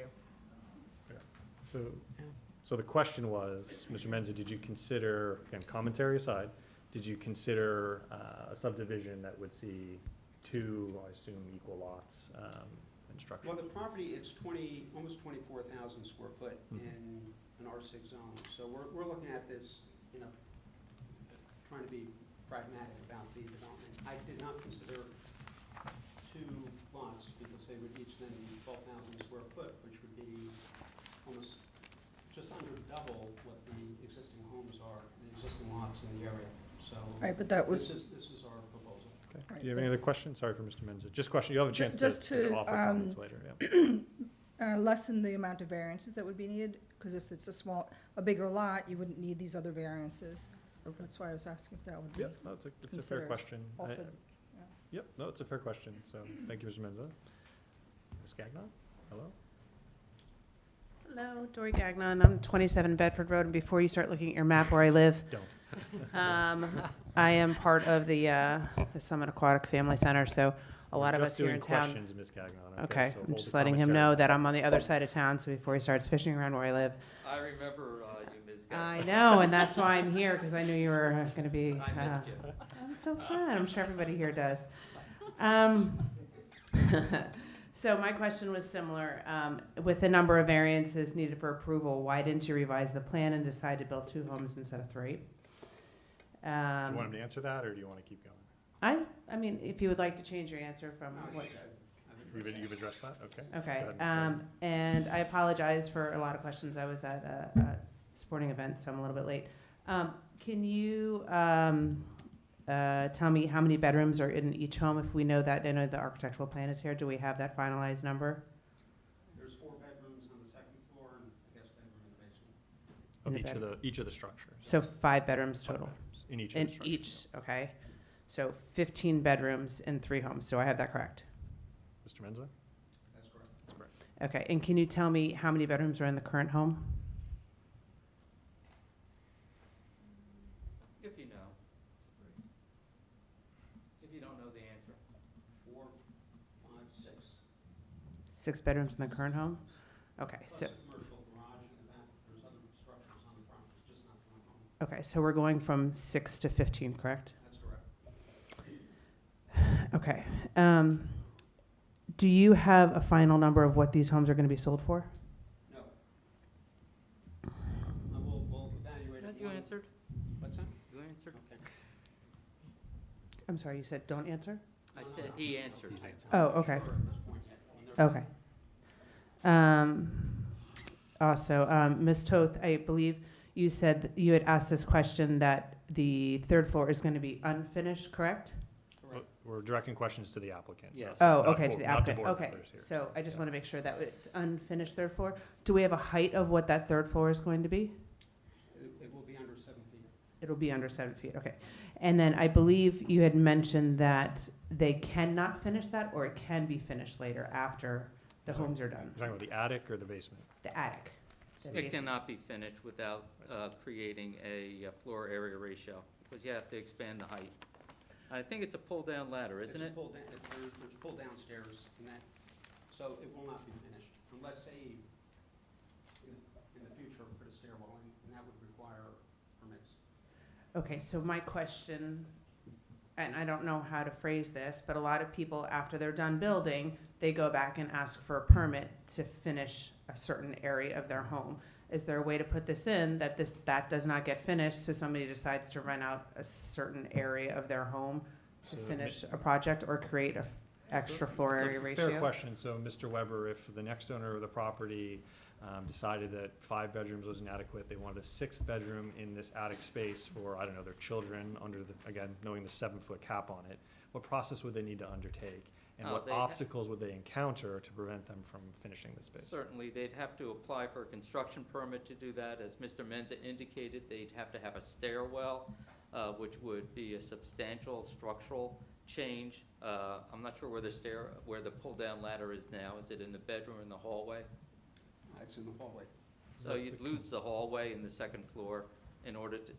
Construction practicalities aside, though, would it trigger review through the construction office It would by trigger- the zoning officer? Every construction permit that comes in goes first to the zoning officer. So the zoning officer will review it to see that it complies. She will have, or he will have, available the resolution of the board indicating that there was no plan to have that as a finished attic for occupancy. Now, whether or not somebody stores their Christmas decorations or other decorations, that's another question. I'm just looking for specific actual residency up there. And how about for the basement? Is there any way to make it so we don't have that finished later on after there's a CO on here and people live down there or put a kitchenette down there? So There we- will be We a- already have a condition in place, no kitchen facilities will be added to the basements. And housing people or renting that space out so there's more occupancy? Well, now we're moving into Airbnb, so Wh- I can't comment. But does the, sorry, Andy, does the board have the ability to, I don't even know what that scenario really is, though, limit the temporary rental of the basement? It's not planned. I think Summit has you have to have one family. Now, definition of a family is very broad. Sure. But you have to have one family living there, so you can't have separate people. You're not gonna have boarders. So I that think, doesn't constitute a So family. the solution that the board's put in place here, and we've seen this in other applications, is to explicitly disallow the installation of a kitchen, right, which would be an essential component of a standalone dwelling unit. Is there ways for folks perhaps to circumvent that? Yes, in any single-family dwelling there is. But this is the most practical impediment that we can place on the use of this space being limited to hopefully just one family. And the city of Summit does have enforceability over non-conforming uses when people Sure. rent out spaces that shouldn't be rented out, which I have experience with. So you go through the rent commission if there was an issue later on down the line, which I don't anticipate because you wouldn't have a kitchen down there and it would be impractical to do so. But if there was an issue, there are avenues to mitigate that. Make a complaint and then deal with whoever the new landlord owner is of that property. So there would be recourse. now, one more question. So, and I appreciate that answer.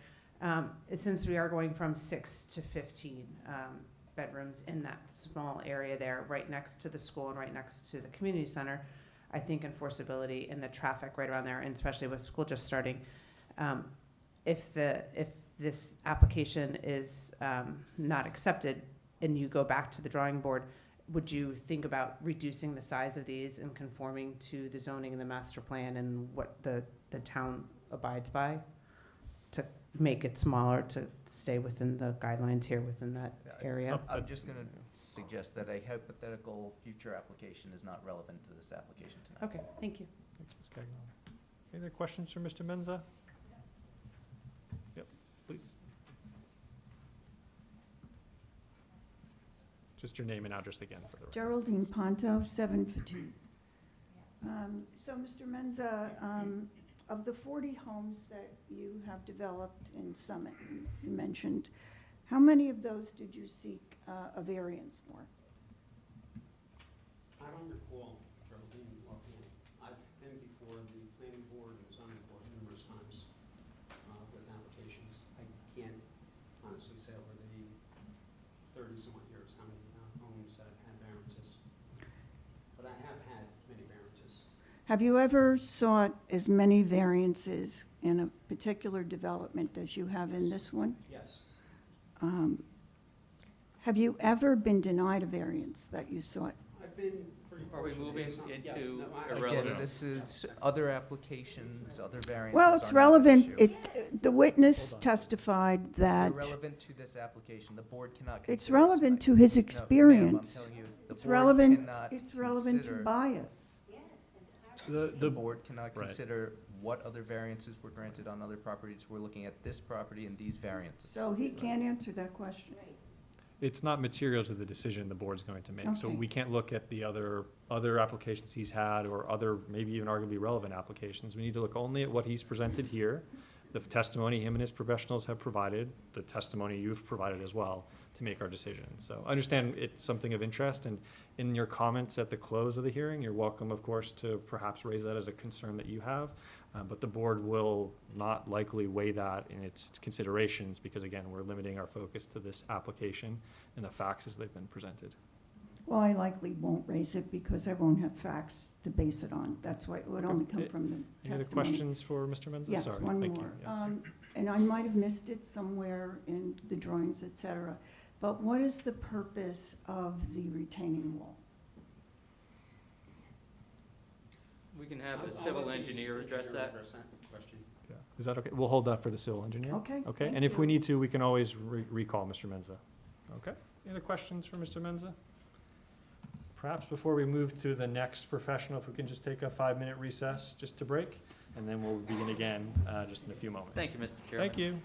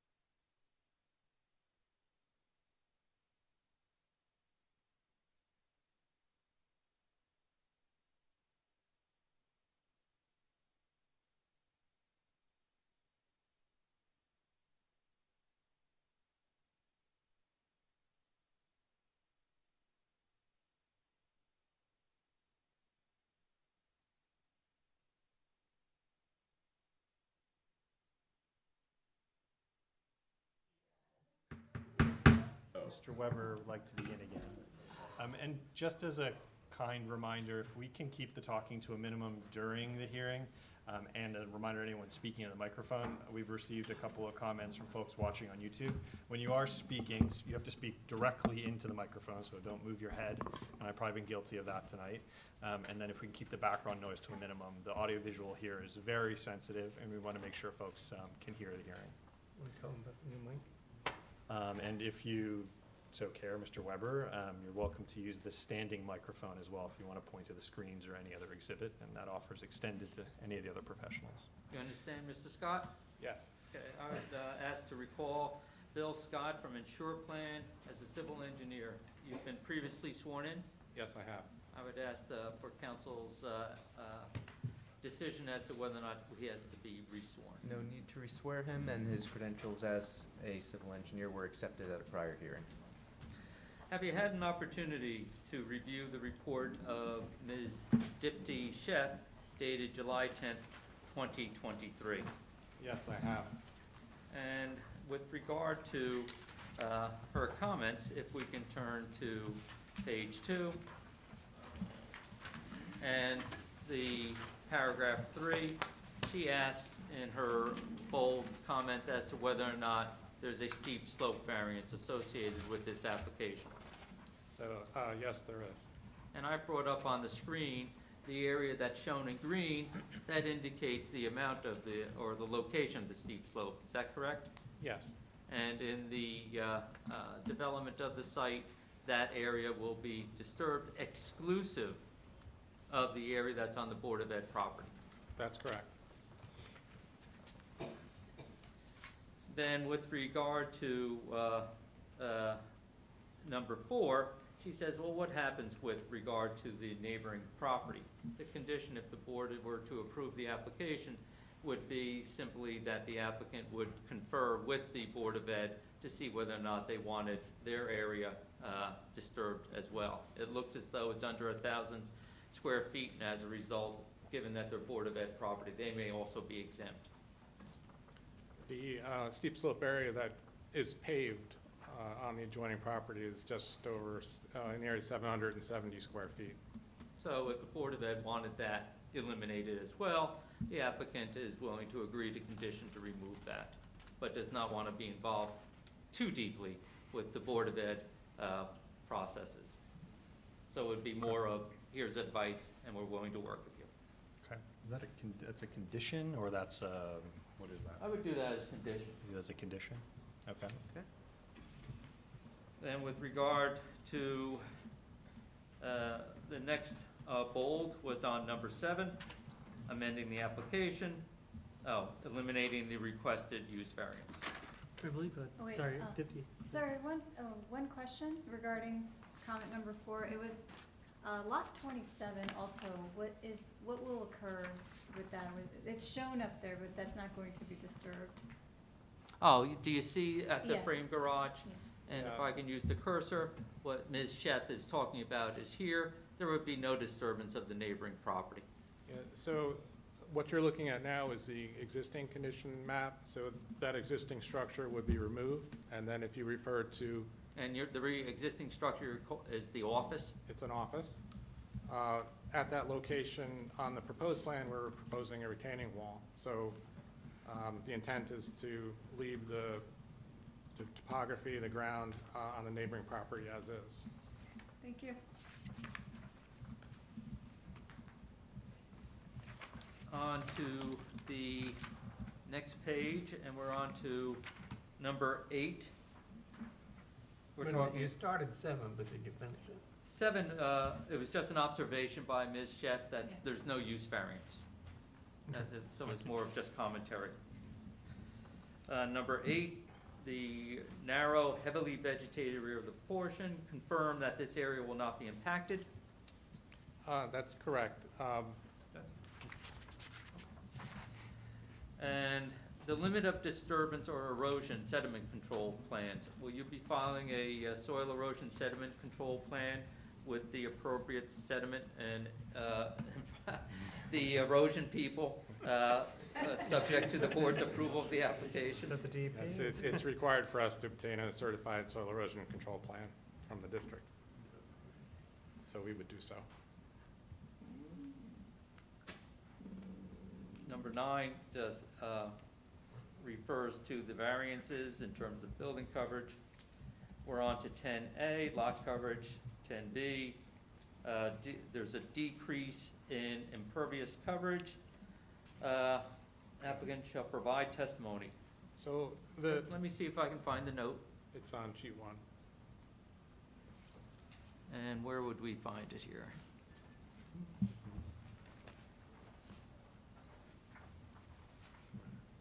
Okay. Come on, over we go. If you want to use your plans, please feel free. You just went past it. Did I? Mr. Weber. It's, yep, Yeah, up here. a little further up. There you are. Thank you. So, So for the board and the neighbors, let's just highlight that. There we go. So the note might be a little poorly worded, but what I'm trying to convey there is that the improvements on our property will result in a decrease of impervious coverage of 1,623 square feet. If in the future, the impervious coverage from the neighboring property, the Board of Ed property, were removed, then the impervious coverage would drop another 717 square feet. How does this impact stormwater management controls on the site? Typically, we wouldn't be required to provide that, as we have a decrease. However, we've agreed to provide dry wells for the proposed dwellings, both dwellings. And with regard to the existing condition, I assume there's no stormwater management control on site? None that I saw now. Right, okay, thank you. A decrease from previous application or from existing? It would be a decrease from the existing condition. Thank you. What's the overall percentage decrease?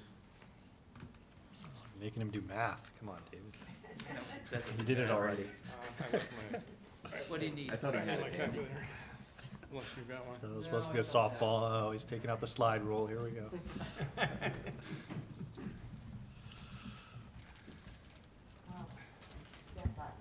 I'll get later. Total impervious coverage.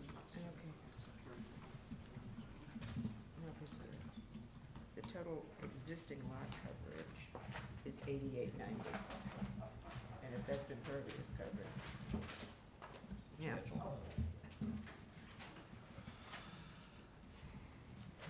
So you're looking at a decrease of just under 7% of the total lot. Okay, so you're decreasing it by 7% and adding stormwater management controls? Yes. Okay, thanks.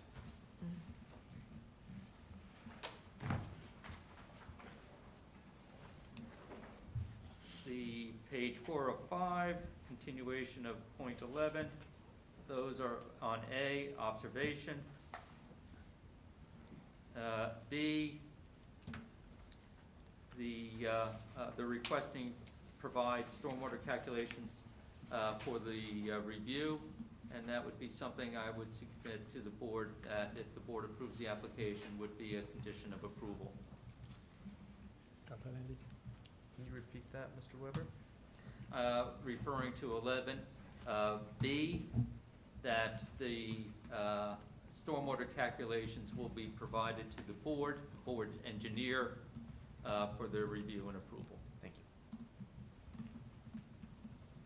And it's also recognized that there's a grading permit that's required if the board approves the application, post-approval. We have to go through the city engineering office. Would you object, Mr. Weber, to us retaining stormwater management drainage jurisdiction for a period of 2 years? Just because No the site objection. conditions are unknown, Yeah, relatively no unknown? objection. Okay, thank you.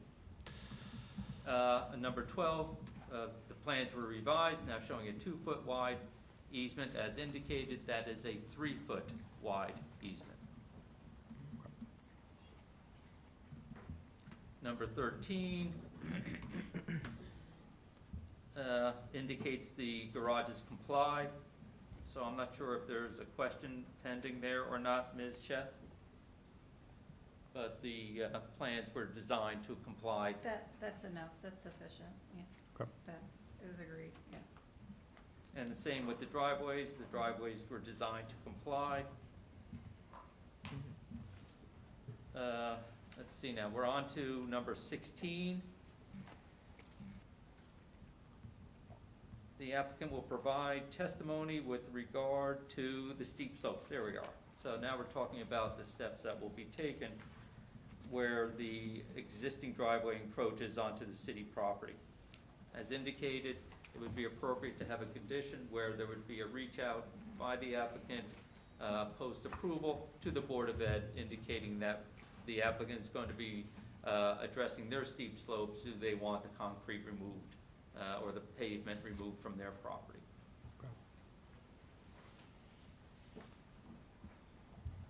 Onto the landscaping and the tree removal.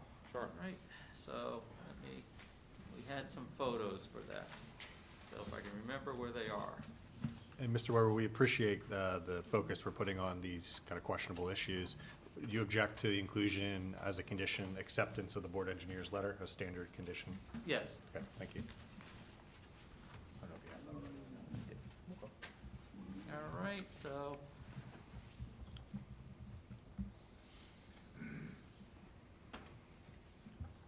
Now, in response to the board's inquiry as to the removal of trees, have you prepared an exhibit that's now being shown? And was this submitted to the board as part of the application, or do we have to name this as another exhibit? So, then I would, this is done by Design, Build, and Management. All right, but takes your tree removal plan that you also had prepared as part of the landscape plan and combine them into two exhibits so that there would be orientation for the board, seeing the trees that are being removed on the landscape plan that has been prepared by Mr. Scott together with photos of those trees. So I think let's be conservative and mark this as another exhibit. I believe we're at 8:10. 8:10, I think, yeah. All right, so in referring to what's been marked as A10, these show the trees and the drop-off along Ashwood Avenue, and that's also reflected in the lower right-hand corner of the trees that are referred to on your plan. Now, I keep saying that the trees being removed are shown on your landscape plan. What sheet are they actually shown on? They are shown on the existing conditions, that should be sheet 2. All right, so my statement that was on the landscape plan is incorrect. Is that accurate? The landscape plan shows the proposed plantings only. And the tree removal are shown on sheet 2 of the plans presented to the board that are combined here. I don't want to, I don't have the ability to go back and forth at this point. And then we look at the trees that, and I don't see those located on your plan, but we see that there's 15-inch tree along the commercial driveway, 10-inch tree. And this also goes back to the point that was raised by the board member, which is addressed in the condition with, to confer with John Linson about the type of landscaping that exists along that property line. Also shows the cedar tree along the shop building and the other tree along the shop building. Let me see if we have, no, and I don't see a little outline as shown on this one of those trees being removed. Then there are, we do see on the next screen down, we see the trees that are to be removed. There's a river birch in front of 90, and then there's a 12-inch tree between the curb and the sidewalk. Over to the right are the two significant trees. Most of these trees, as seen, were relatively insignificant. There's the 30-inch and 36-inch tree, and those are to be removed. Yes. All right, did I leave anything out with regard to the trees to be removed? No. Do we need to go through the landscape plan, or? On these significant trees, the city has an ordinance regarding trees. They refer to significant trees and insignificant. And there are different procedures for removing them. Have you gone through that with Mr. Linson? And Andy and I had a conversation a while back on this, so I don't want to, not necessarily say anything that was incorrect on that one. I don't know if you remember this, but it's, where are we with the trees and Mr. Linson and removing them and replacing them? Because I remember, Tom, way back at one point, when you were chair, we actually did caliper for caliper, but that's not required. But it's certainly something that, how many trees are we replacing? What size are they? Where are the plans for that? And I haven't seen any. Let's maybe let Mr. Ball, is there anything you want to flag, Mr. Ball? Yeah, so the city does have its code provisions for removal of significant trees defined as those with a, removal of significant trees is addressed in the code. Significant trees are defined as those with a DBH of 16 inches or greater. So I guess the main question is, are there any such trees that are proposed to be removed? 2. And have you already sought a permit for the removal of the trees? Or if not, perhaps we should condition the removal and replacement of those trees in compliance with the city ordinance? Yes, we would comply with the city ordinance. Okay. I believe that when the board grants the minor subdivision or the variance approvals, that is something that is included or exempts the application of the tree removal ordinance. So the tree removal ordinance, my understanding is that if you're not going for a construction permit or site plan or subdivision, then you have to manage it that way. The board has the authority here to insist on the compliance with the landscape plan. And the landscape plan is one that has been designed consistent with John Linson to replace the loss of the 30 and the 36-inch tree. But the board can certainly indicate that it says, okay, we would like to see an additional aspect with regard to that. I know that Mr. Menza has spoken with John Linson, that there has been discussions about this, and as we know, we have a report of John Linson. He's not indicated an objection to this. Right. Just Wally, on the record, I know that Mr. Linson hasn't made a comment about the trees, but I do believe, and correct me if I'm wrong, that it has something to do with trees within the envelope of construction that can be considered for removal. So because these are within the envelope, he cannot comment to them directly. But I do believe in the best interest of building, moving forward, and preserving what nature is there, and stormwater management, and the whole 9 yards. There's, we're gonna work together to preserve what is there and try to be as progressive as possible. But I'm just commenting on the envelope, and the envelope of construction is what limits him from being able to specifically give staff comments in this situation. So, When we look, thank you. When we look at the landscape plan, we see that among the trees, the green giants constitute the greatest majority, 52. We see 6 Norway spruces, 6 red maples, and a snow goose cherry, and 3 of those. So there is a substantial amount of landscaping that's going into place in order to address the appropriate focus on a husbanding, if you will, of the site. and I think there's also in talks with the city, knowing what the plans are for replanting trees, we don't really want to necessarily go caliper for caliper on species that are necessarily dangerous right now. So yes, the plan is to plant something that will survive, will be aesthetically pleasing, and will be able to sustain whatever construction goes on. So, yeah, I'm assuming that's part of the resolution, right? Yeah, that's the nuance of the condition that Andy's gonna capture is. So our code requires replacement with a suitable replacement tree, and I think we can incorporate that into the existing condition in consultation with the city forester, that any significant trees be replaced with a suitable replacement. Very good. Okay. Agreed.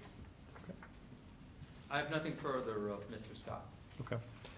I'll just offer Mr. Scott then the opportunity before questions come from the public, if you get a chance to ask questions as well. Is there plans for a generator for any of these properties? Planning a generator as part of the initial construction? We are not. Okay, so no, that's good, thank you. And then there were two questions raised as part of the earlier public question, again, specific to engineering testimony, is driveway height, so trying to understand the driveway height relative to the surrounding area, or at least the existing conditions. What And then- sheet should we look at, Mr. Scott?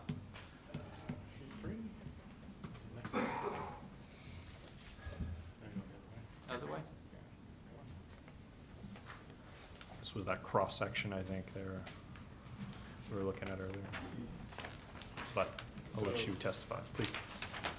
This is our grading plan sheet. It's important to understand that when I designed these houses, I did everything I could to lower them and keep them unobtrusive from the street. So we set the garage floor for all three of these houses at the same elevation of the sidewalk that's in front of them. So you're not looking up at a house that's set higher than the road, it's set equal to the road. And that results in essentially a house that from the sidewalk is 28 feet 10 inches tall.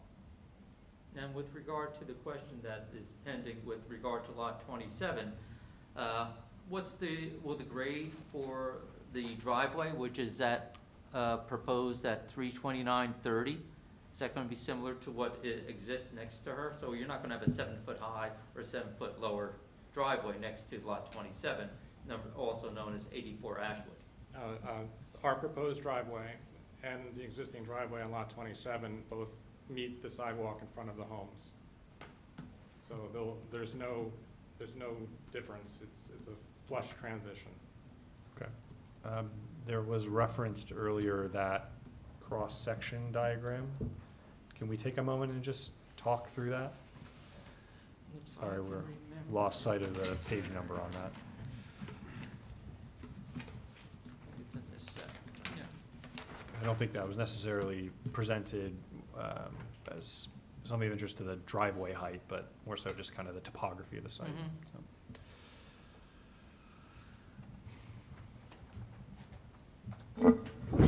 Ms. Alfonso was here earlier, but had to go home. Yeah, Mr. Menza, pay for two attorneys next time, all right? Okay, it's approaching.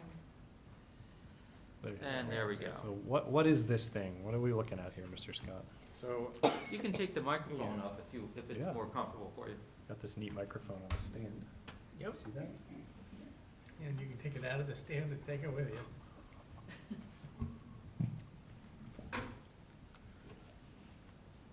So this cross-section was prepared for the design that had the duplexes. It's not exactly reflecting what we have now, but the intent was, for this plan, was to basically show the extent of the drop-off from the roadway down the existing retaining wall to the rear of the property.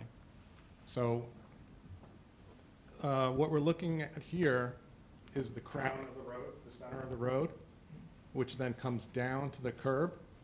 You have the 6-inch bump to the top of the curb, a slight rise of the sidewalk, and then a fall down to the bottom of that retaining wall. A continuing drop-off in grade. There's a second retaining wall to the rear. That's what is shown by this vertical line. And then the grade at a more level area to the rear. And you're looking at that, past the drop-off, then you have a degree of drop-off further. Is that the length, or has that been shortened in order to condense this presentation? Well, this is approximately 200 feet from the center of the road, so that's the rear of the property. So there's two existing retaining walls. That's the vertical difference that you see. What's the total change in grade from Ashwood down to the lowest point? At the severest point from the grade on Ashwood to the grade at the rear of the proposed homes is a 16-foot difference. But most of that's right in the beginning, right off the sidewalk into the drop-off. Yeah, you have about 7 to 8 feet right at that retaining wall, and then you have another 3 feet on the second retaining wall. And the diagram on the second half beneath it, so I believe the blue is marked as existing grade. Is it relevant to comment on that, or has it since changed with the redesign? This was the prior design. Okay. It's. If it doesn't apply, then I Yeah, would not it's- confuse The garages, again, the garage floors of our buildings are level with the sidewalk in front of the houses. Okay. So that was one question, and then I think the other question was about the retaining wall. Can you just describe the retaining walls, their purpose, whether new or Right, old? let's see if I can, there we go. We're gonna let him finish with these questions. Our engineer's gonna ask their questions, then we'll have you come up. Okay, you're welcome. If you need to come closer to hear him, you're welcome to come over here. Thank you. So when we designed the grading for these properties, my driving goal was to, at the end of the day, following the proposed grading, to eliminate the height variances. So in doing so, we needed to add some retaining walls to return the slope back to the normal slope on the adjoining property to the left. If you want to go up again, it's easier. You've got the microphone. It looks good on you, Mr. Scott.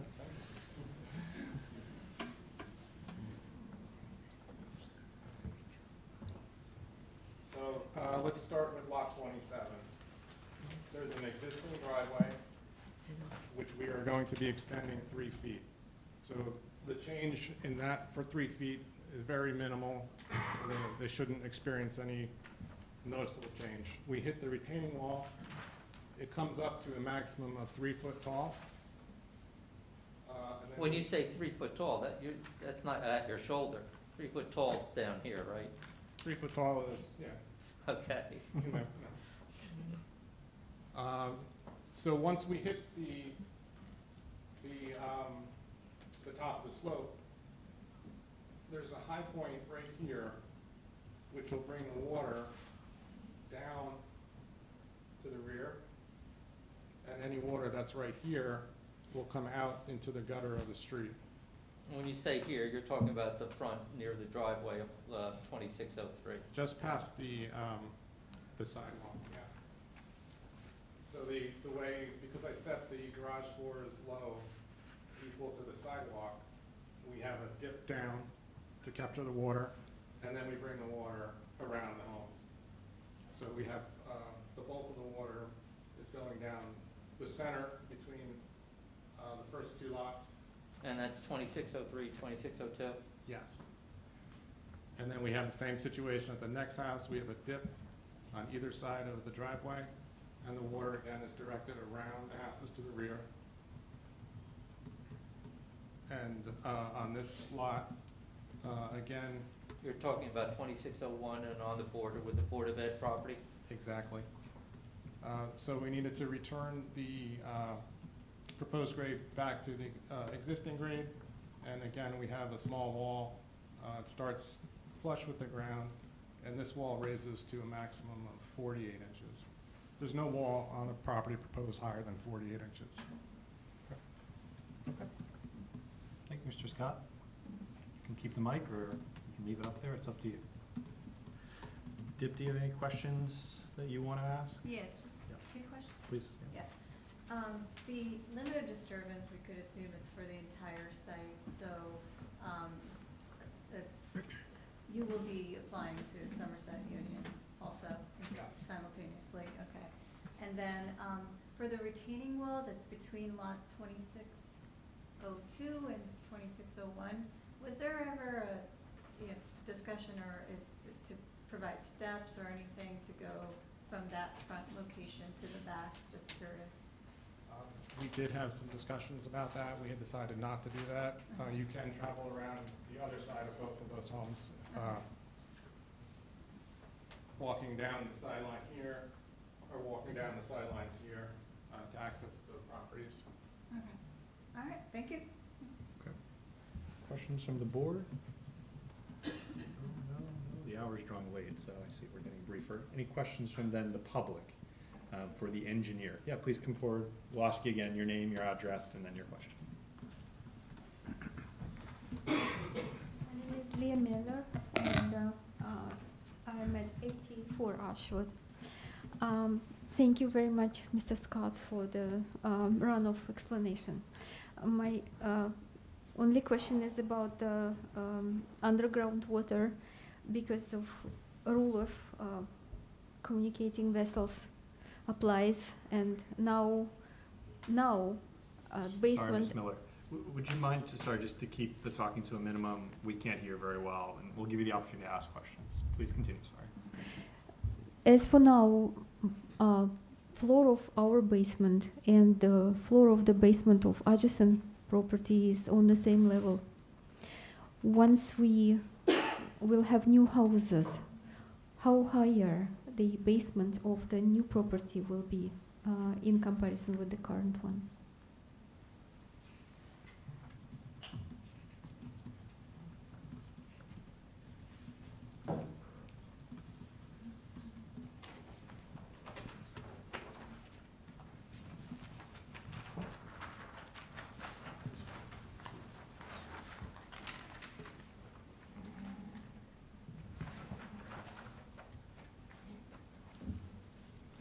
So the garage floor of this, sorry, I can't see the lot numbers on this one. It's 2603. 03. It's set at 329.8. The existing driveway on the neighboring property is 327 at that point, so 2 foot 10 inches taller. 2 Higher. foot inches taller. So So that's not quite responsive to the question that she's posed. She was saying the floor of her basement, basement floor, right, that's right. compared to the floor of this basement, how do they relate? That's right. Thank you very much, Mr. Weber, because we spent significant amount of money to insulate our basement. Sure. And I would point out that ordinarily, Ms. Cheth, in the engineering review, there's a boilerplate clause indicating that any issues that arise from this development are expected to be remedied by the applicant. I actually don't see it in this report, but, I apologize for that. but no need That to is true, apologize, yeah. but that would be appropriate, Yes, so. I'll make sure to Condition. reference that in the resolution then, perhaps. So Why? So basement, relative change in the basement floor. So what The just base- happened, I'm sorry, I was just going to explain for Ms. Miller. So what we just discussed there was that the board is going to impose a condition that if there's any adverse stormwater effect, not necessarily groundwater, but stormwater effect, that the applicant will have to remedy it. Okay, yeah, understood. Thank you very much, Mr. Weber. Go ahead, Mr. Scott. So I can't give you an exact answer because I don't know how deep your basement is in relationship to our property, and Same as current one. Same as current for the existing Nelson's property. It's the same, I mean, they are aligned. So maybe that's the question, Mr. Scott, is what's the change in the basement grade Sure. between the existing and the proposed dwelling? Yes. At 26 so oh three. the existing house, the rear of the existing house is defined generally by where these contour lines get close together here. We see that that's about elevation of 321. And the proposed basement floor is 321.5. So I would say they're very close. 6 inches higher? It's an estimation, so I'll say they're very, very close. Does that help answer your question? It does. Okay. Thank you very much, and for the remark also. Thank Okay, you. thank you very much for your questions. Any other questions for the engineer? We'll hear also from a planner this evening. Oh, good. Hello. Hi, Just your name, address, yeah, please. Monica Margaritas, 101 Ashwood Avenue. Okay. The retaining wall to the left, in between the properties, lot 27, and the new structures. How far from the retaining wall to the right is the new structure going to sit on? This Yeah, area in here? between there, yeah. Let me get the other, Yeah, that should show on, yeah, that's on the one that you had revised. So just bear with me. Oh, hurry. There we go. Is that it? what's this side setback there? Hold on, I'll enlarge it.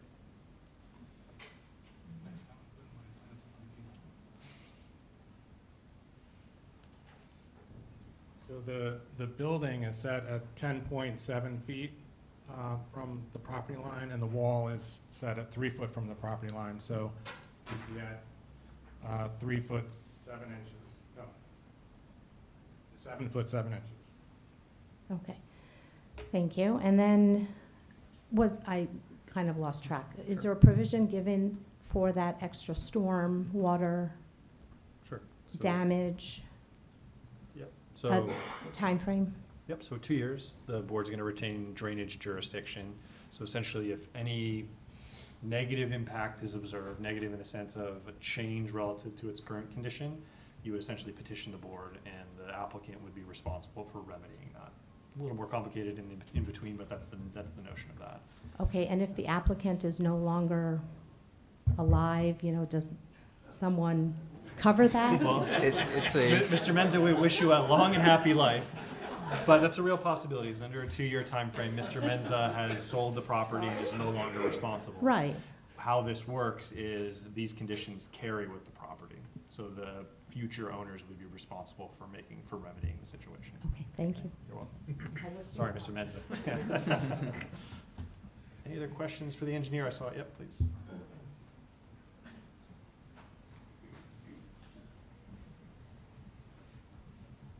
Hello, Mhm. my name is Karen Califf, Hi, Karen. and I'm a licensed architect, and I'm testifying as a professional witness on behalf of the neighbors. Which neighbors? Hello, Ms. Caleb. Hi, Jim. Which neighbors? You got it. Does it matter? Yes, Specifically who? yes, and I don't know that she Or can I can just simply? Hold represent on, neighbors. Okay, I'll just, One yeah, second. so Okay. you, I'll just testify as an architect then. So- all right, Doesn't so have to be on let's, behalf of the neighbors. can you briefly describe your background, Sure. experience, and whether you've appeared before any boards recently? Yes, so I am a licensed architect. I'm licensed in New Jersey and New York. I've had my own business in Summit for 34 years. My business address is 18 Bank Street, and I've testified before the Summit Zoning Board dozens of times over the years. I've also testified in front of 18 other municipalities, including Madison, Chatham, New Providence, Berkeley Heights. And you Etc. said you were licensed in New Jersey and New York, Yeah. correct? Mhm. Okay. Mr. Weber, any questions? Other than who she's acting on behalf of, And I think let's just clarify that at this point, you're not an attorney, correct? No, So I'm you an cannot architect. represent applicants in front of a board. You Okay. would, assuming the board accepts your qualifications, be able to testify as to your professional opinion as an architect only, Okay. okay? I think that's well put. Any Um, questions from the board, or would you like to accept her credentials? We'll accept your credentials and just remind you that we're in the midst of engineering testimony at the moment. I and do you're understand that. been qualified as an architect, so. And by the way, I just want to further add that I was on the 2016 Municipal Land Use Committee for Thank the you. Sorry, just a quick master question. plan. So, we're still technically in questions Right. only at this point. Okay, I was just figuring you needed my credentials. Yes, Okay. We've is accepted your it- credentials. is That's it- not Okay, as an architect. understand. Is it understand. safer to Wait where? for the comments.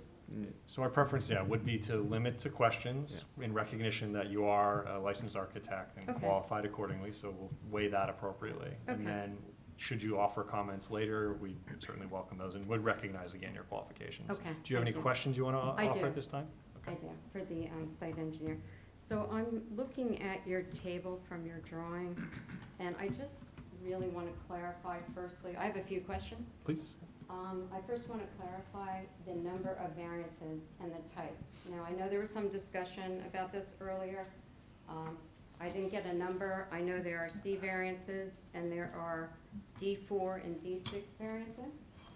And specifically on the table, I do not see any reference to the number of stories variances. I see the height variances on the table, but I don't see number of stories. And my understanding is that each Yeah, of maybe let's take the questions one at a time Okay, then. sure. So I think the first question was, which I believe was already answered, the number of variances. If you'd like to add any further clarification, Mr. Weber, you're welcome to it, but that was addressed before.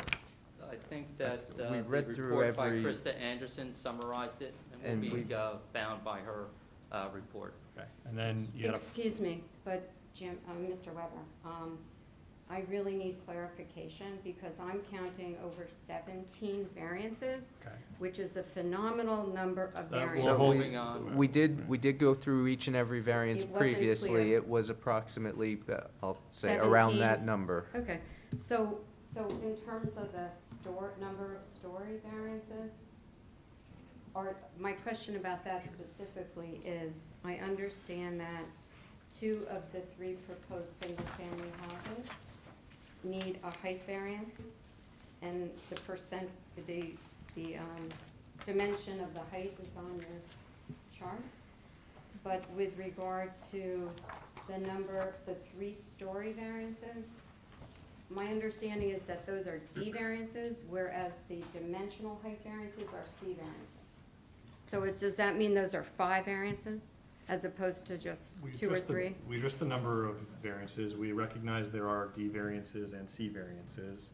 I mean, I don't know if you want to address. The height differentiation. variances do qualify as D6, if I'm not mistaken, variances, There's because, at least one for the average grade for 2601, and then there's the highest to lowest, we're at .47 over the 10% that's permitted. So 2601, which is the one that's by the high school, has the greatest Elementary degree. Yeah, so those are the 2. Number of stories is not a D variance. correct. I just have to comment that in All right, Burgess's. questions only, sorry. Okay. Questions only. It is noted, they are noted to be D variances in this Okay, report. well, we have planning testimony coming up, so we'll be Okay. able to address those, yep. Okay, so other questions that I have. It's fine, it's fine. So I have some other questions. Please. How deep dimensionally are the houses from front to back, from the frontmost point to the backmost point? Because I'm trying to get a feel for the scale as compared to the existing house and the house to the left of this development. And it appears, although there's no drawing that shows the juxtaposition of them, it appears that these houses go way past. So let's let Okay. Mr. Scott answer the question. I just want to be careful about the commentary. The Thank you. existing, proposed homes at their extreme depth are 54 feet. 54 feet. And can you tell me how much further past the existing house on the left they go? Like I said, I would have measured it on the drawing, but there was no drawing that showed that juxtaposition. Can you answer the question, Bill? I can give you a scales distance.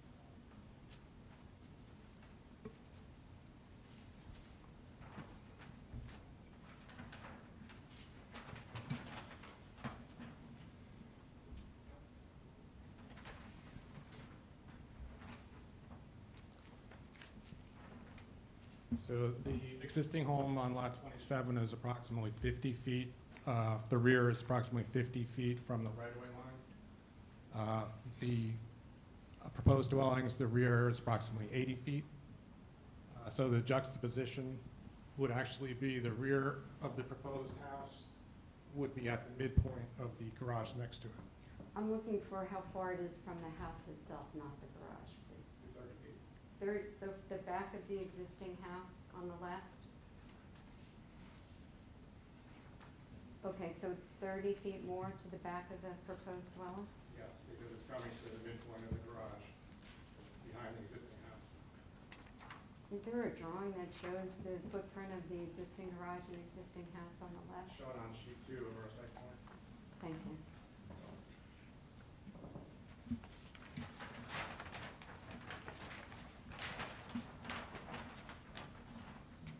Okay, so that shows the existing house. So that's a good drawing to look at. So the existing two-family dwelling, that is the historic house, how much further back? Objection. Excuse me? The exist- It's not historic. It's not historic? Correct. By whose terms? I'm By sorry. the definitions in the code. There's no designation of this property as a historic property. Oh, So you're can you- talking about listing of registered. That's But correct. Summit has a Can- lot of historic properties, and this is Can you one ask of the them. question without referring to it as a historic or not designation, please? Okay, so I'm just referring to the house that's existing, that is more than 100 years old. How far beyond the back of that existing house that is proposed to be raised does the new house go? So you said the new house was 54 feet deep, so at what point is the back of the new house? The rear of the proposed dwelling was approximately 30 feet past the back of the then neighboring it will- dwelling. This is Okay. almost an equivalent depth. Okay, I see. The rear here extends probably another 10 feet, so Okay. I would say approximately 20 feet. Okay, so you had mentioned before that the existing frame garage on the property to the left, that the new house goes up approximately midpoint. Approximately. So that's quite a significant, So just Well, question, just and- questions, sorry, okay, at this time. just, Thank you. yeah, that was a Yep, comment, sorry. Thank you for questions. Okay, that's very helpful for reference to understand the scale. Just of the questions, house. sorry, thank you. Okay. With the valleys that are being created with the grade between the proposed dwellings, Just questions, sorry, if you can. Thank you. how steep are those valleys? The Hard to characterization as a characterize as valley is valleys. difficult. Can you Big point? swales, how steep are the big swales? I mean, they're technically valleys, they're swales. We'll let Mr. Scott comment on the We question. don't use valley in engineering. Right. I'm sorry. Swale works.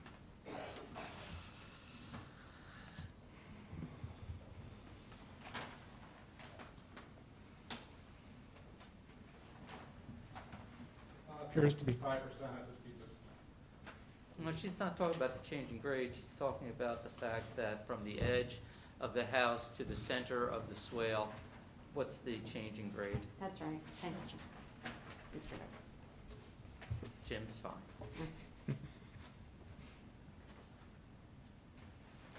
Just under a foot. It varies. 6 inches is Oh, required. it just appeared to be so much more than that. Okay, thanks. And then on the section that you were referring to before, that you had up on the screen, I believe that's a 2-to-1 scale, is that right? Yeah, that was discussed the first time that was Yeah. shown to the board. So why is that? Because it's very hard as a diagram. Just sorry, questions that. only. Why did you represent it at a 2-to-1 scale? Because you would not be able to see any information on the plan if it wasn't at an exaggerated scale. It's typical for engineers to use an exaggerated scale on profile drawings. Oh. Okay. It's hard to. Any envision questions? Sorry, that. just questions. Thank Got you. it.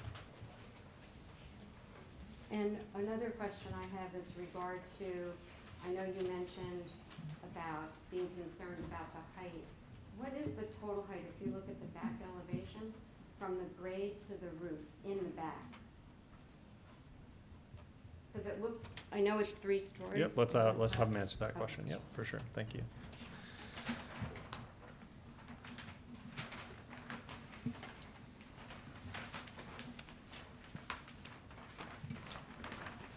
Perhaps, Bill, if you take a look at the highest to lowest, that'll give you the easiest dimension.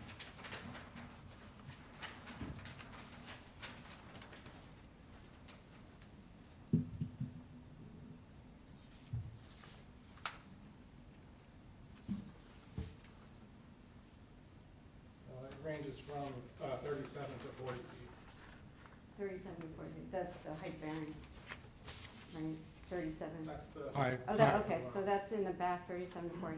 So then, can you tell me what the height is of the existing house in the back? So you're saying 38 to 40 for the proposed, just to get a feel for scale. This is why I'm asking, to Okay. explain.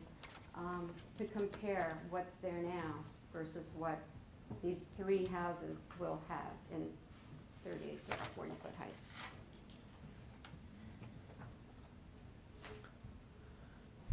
No, I can't. I mean, we have 3 exposed floors plus the attic, so I don't have it. Do you have a If grade you don't have the, elevation? if you don't have the answer is you don't have the answer. It's an important question. Sorry, no, I don't- questions only at this time. Yeah, I well, understand it's you're an asking, important it's question. questions only at this time, thank And you it's very much. only fair. From the front, those buildings are lower than Is there any proxy you could offer Mr. Weber or Mr. Scott to give a sense of scale between We the had the existing? photo and up proposed? before Yeah, that would be helpful. and took a look at that. Let me If- see if if I you can find could. it again. Thank you. We're talking about 3 houses that are that deep and that high, not just one. Let's let Mr. Weber get to the exhibit. Let me see if I can find it. Thank you.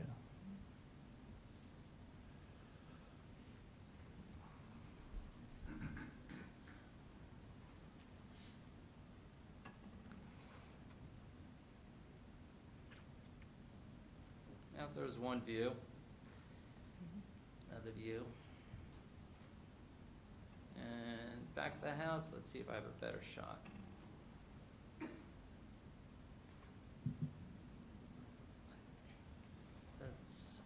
Thought I had a different photo, didn't I? You did, Yeah, there was It's one up more. towards the top. Yeah.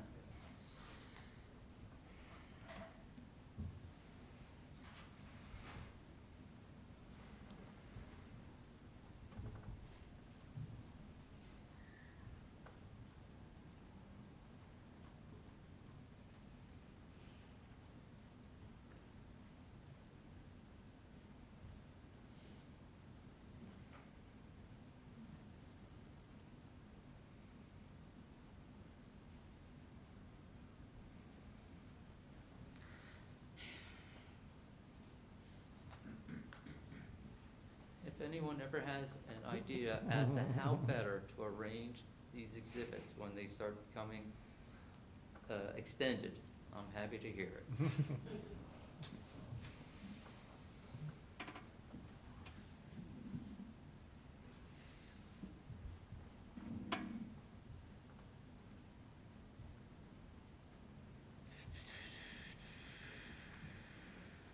Right, maybe we're getting to it now.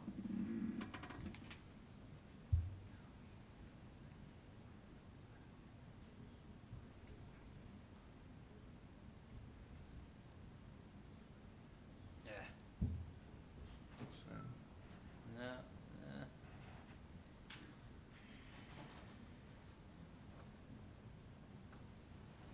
ah, there we go. So.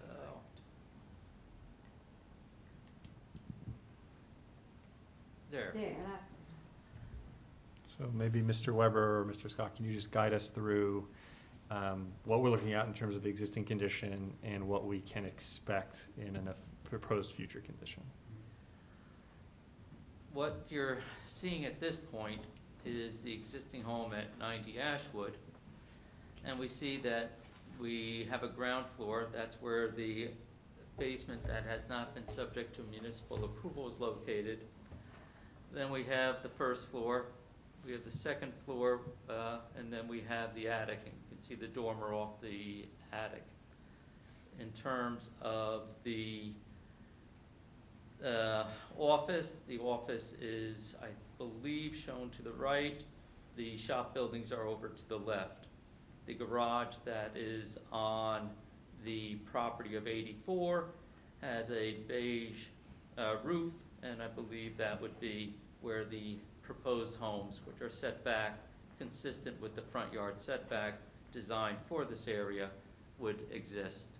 So what you would see would be houses that would be less high than this proposed structure, and yes, they would be set back further so that they would extend back to 54 feet. and would they then extend back to where the beige colored roof is on the right? That's the detached garage? Yes, So the house would go. the testimony of Okay. Mr. Scott has been that when you have the 54 feet plus the front yard setback consistent with the ordinance, That will then extend it back 54 plus 25, 69, 70 feet. So then as the house comes toward the back and the grade is sloping off, it creates a height, more of a height. You were trying to mitigate the height you mentioned before.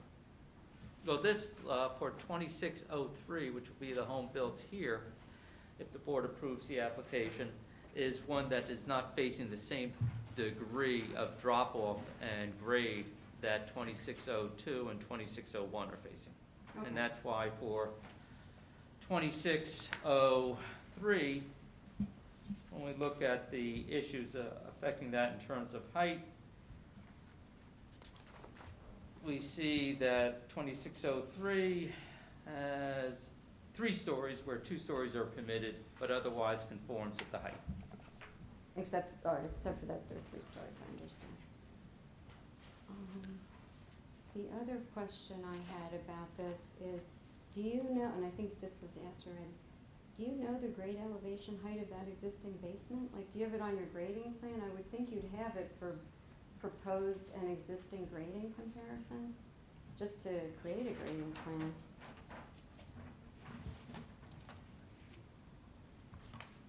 It'd be approximately 324, 324. 324 is the existing garage height, or basement height? The back, the ground at the back of the Okay. existing dwelling. And then what was it for the proposed basement of the 3 houses?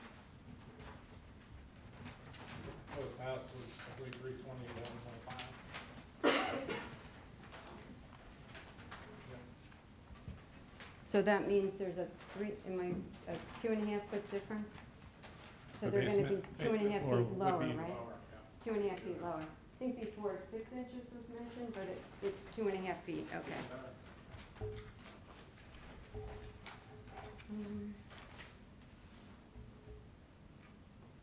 With regard to mitigating height, I just have a question for the site engineer, which is, were detached garages considered?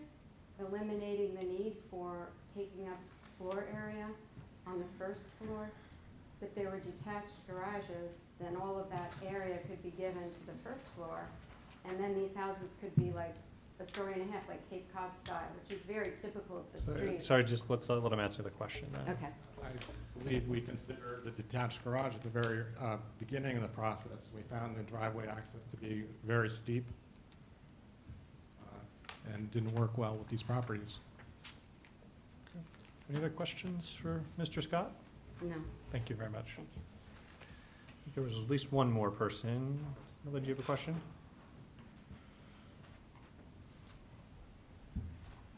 Geraldine Ponto, 752 Court. Thank you. Thank you for talking about the retainer wall, and now the water is, as I understand it, and it's kind of Greek, but it's going to swirl around the houses, right? Okay, so. Would you like him to describe kind of Yes, how the water will where flow? is it- I don't know, the the swirl's question quite right, is, yeah. where is it going? So it's important to note that all of the water that would come off of the roof, which is going to be the bulk of the water generated on the property, is going to be piped to a dry well system at the very rear of the property, which will be significantly lower than your basement. Well, she lives over on Fayette Court. Oh, well, still.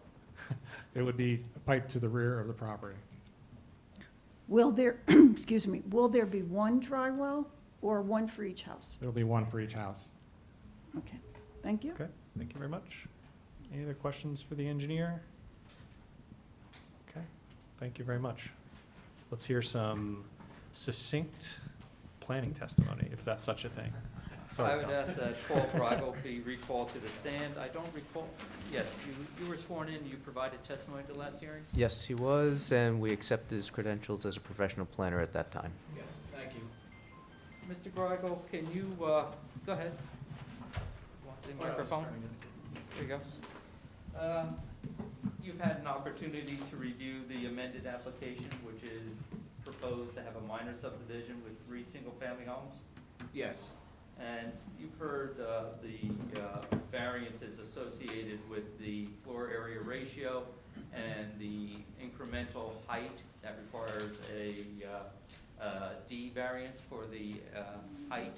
And with regard to the FAR and the height variances and those D variances, can you opine on those as to whether or not they meet the criteria for height and FAR variances? Certainly. As the board is aware, the chair mentioned previously, and the public is learning, variances come in different types. There's C or bulk variances, which can be granted under certain criteria. There's a heightened level of scrutiny under state law for what are classified as D variances. They're numbered 1 through 6. The strictest, if you will, is a D1 use variance. Courts have provided guidance to boards over the years, and to planners such as myself, with regard to how the proofs can be addressed. And for the different numbered variances, so in this case D4 for the floor area ratio and D6 for height, there have been court cases that set this forth.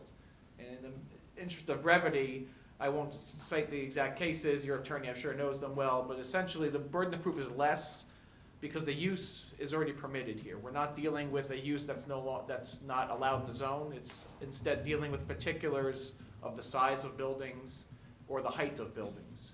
So we need to essentially demonstrate that the property can accommodate the proposed building mass or building height despite not complying strictly with standards. So that's with the positive criteria we need to address. We also have to talk about the negative criteria. There's no substantial detriment to the public good or to the master plan or zoning ordinance. In my opinion, as a planner, with regard to the positive criteria, the site can accommodate the proposed floor area ratio and height. And again, we're just recapping what's been said already, but as a planner, I concur. The variances for these two topics definitely relate to topography of the subject property. It's been set in place for a number of years. We have a significant condition of a drop-off from the street to the rear of the property, and especially at the very front next to the sidewalk, where it's a 7 to 8 foot difference right at the sidewalk, essentially. Because of that, as we've heard, we've seen through the exhibits and the plans, the basements are considered a story above grade because their location on the height they're located on the property. So unfortunately for the applicant, what appears to be a two-story dwelling from the front becomes a 3-story dwelling in the rear. However, the basements, I note, would not be visible from Ashwood Avenue in the front of the dwellings. They're almost entirely below grade of the street and would be smaller than the floors above them. So they're typically, in this neighborhood and throughout Summit, basements are a common occurrence. And in fact, you have many other slope properties, we have walkout basements similar to what's proposed here, including in the neighborhood. But I think what's important to know also in terms of context, the proposal is proposing 3 lots that would upgrade the site. We're removing a commercial use with multiple structures that's non-conforming, removing a 2-family dwelling that has potentially an additional unit, but definitely not a conforming dwelling with regard to use. So the applicant would be removing those and bringing the site closer to conformity with the zoning ordinance and master plan by providing for single-family homes. That's what the master plan seeks to provide in this location in the city. It also would improve the site design by providing stormwater management where it doesn't exist today. It would provide for up-to-date conditions with regard to the new homes in terms of code compliance. The house that's out there today, I've walked through all floors of it. It's in terrible shape. It's not up to current codes. What's proposed now would meet all fire codes, building codes, be completely compliant with regard to life safety and other issues. So I think we'd be improving the conditions of the property. So those are some of the positive benefits of the application. In terms of the building height, there's again the topography issue. There's a question about 2 versus 3 stories. We recognize it's a 3-story height under the code. That is a C variance, not a D variance. I concur with your attorney on that.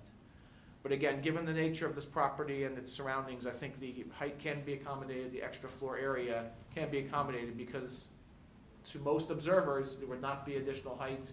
There would not be floor area that's in excess of what a typical size house is in the area. Who's the rear neighbor? It's the Aquatic Center parking lot, school parking lot, public property. It's also a very deep, I would have mentioned this up front, we probably mentioned it before, but the property is nearly 4 times as large as the minimum lot size for the area, for the zone. In terms of the depth of the In terms of area, but as well as the depth is also significant. This is a large property, it's a very unique property within the neighborhood. So I think in summary, with regard to the height and floor area ratio, the positive criteria is met. With regard to the negative criteria, the question for the board to consider is whether there's any substantial detriment to the public good. It's recognized any development will have potential impacts. This is a property that, with all due respect to the neighbors who'd like to preserve it or others that have ideas for this property, it's not going to remain as is indefinitely. It will be redeveloped at some point. So you have to assume whether it's 2 houses, 3 houses, multifamily, or a reuse of the existing structure, there'd be some type of development here. I think there's no substantial detriment to the public good from what we're proposing in terms of providing for compliant houses in terms of use, for providing for lot areas that are essentially in line with what exists throughout the area. 50-foot wide lots are the norm in this section of Summit. Providing for compliant setbacks in all regards other than one little location where there's a side yard deviation, and that's to provide a benefit to a neighbor. In terms of any light air and open space issues, I don't think you possibly could have any when you have compliant setbacks of all property lines on lots that are, essentially the same as others in the area in terms of their size. With regard to the floor area ratio, again, it's not them providing additional area other than, if it was set on a flat property, we'd have the exact same size houses permitted under the code. So I don't think there's substantial negative detriments to the neighborhood or the surrounding area. With regard to the master plan and zoning ordinance, just briefly, it's a very unique site we're dealing with. I write zoning ordinances for a living. I represent about a dozen towns. I understand when you write ordinances, you like to try to have something that fits every property. Unfortunately, you have outliers. You have larger lots. You have lots with topography. You have lots that are next to publicly owned properties that have unique conditions. Here we have a very unique situation. We're certainly consistent with the master plan's objective for single-family homes here. We just can't comply, strictly speaking, with some of the bulk standards. So I think for those reasons, given the site-specific characteristics, there'd be no substantial impairment to the city's master plan or zoning ordinance either. Lastly, the master plan talks about preserving neighborhood character in terms of the type of building design, removing intrusions of non-residential uses. We're providing for that. We're providing for new housing opportunities, providing for single-family homes in a single-family neighborhood. So in summary, I believe the variance criteria can be met. There'd be no substantial negative impacts on the master plan or zoning ordinance of the city. I have nothing further, Mr. Chairman. Tom, anything else you'd like to draw attention to or reinforce or clarify potentially? My hand was busy, so I'm sorry if I missed it. But did you touch on the whether or not the variances would advance any purposes of the MIO, just to cross T's and dot I's? Well, yes, I did not. Actually, I was focused more on the site accommodating them. But as far as the purposes, the general health, safety, and welfare, we're removing two non-conforming uses from a single-family zone and bringing it into closer compliance with regard to use. Well, actually, because you have 2 principal uses on one lot, isn't that also a use variance? Yes, this is a city that does consider that as well, so. So that's 3 use variances. Yes, so I think that's certainly a public benefit to remove those non-conforming conditions. Also providing for sufficient space, appropriate locations for residential uses. That's purpose G of the land use law. This is a single-family zone. We're providing single-family homes on lots that are consistent with the surrounding area.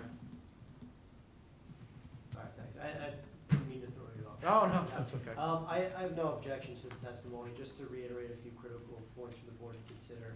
As was just stated, the proposal seeks to remedy some of the existing non-conforming conditions related to the two-family, we'll call it two-family dwelling with a bonus illegal unit, and also the commercial use on the property, as well as 2 principal uses on the lot. There is this overarching question of whether or not the site can accommodate the issues of FAR and height. And so what does it mean to be able to accommodate that? To what extent are other, we'll say, bulk variances are required? There's one setback variance that's required relative to the front portico of one of the units, which has been shifted over to accommodate the neighbor's driveway. The application meets the parking requirements. As has been testified to at length, there are significant topographic features impacting the property. And so there's also a question of, based on the testimony, whether or not the proposed development can be deemed consistent with the surrounding neighborhood. That's a theme that comes up time and time again in the master plan, that all new development, particularly in established residential neighborhoods, should be consistent with what exists in the community. It was testified to that, if the property did not have the topographic issue, that the first and second floor would comply with respect to the FAR. So the question, I think, comes down to the negative criteria in this case, in terms of what are the actual, sorry if you can't hear me, what are the actual impacts to the neighborhood? And so we recognize that there is a residential property to the, trying to look at the cardinal direction, to the north or the left of the project site. So what are the impacts to that development, as well as the school property and the aquatic center in the rear? I think you also have to take into consideration what the people across the street, or the impacts that can be viewed from the street. So again, I think Mr. Greigels accurately summarized the statutory criteria, so just wanted to reiterate those points. Thank you very much. Okay. Dipti, I don't know if there's anything you want to throw in the mix, or you stay away from planning smartly. Yeah. I'm good, thank you. Okay, excellent. Any questions from the board then? No? Okay. Then we'll offer, this is questions for the planner from members of the interested public. Just questions again, name, address, your question. And we will, I believe this is the last witness that the applicant's offering, will offer the opportunity to provide your comments, pro or con. My name is Janice Barry.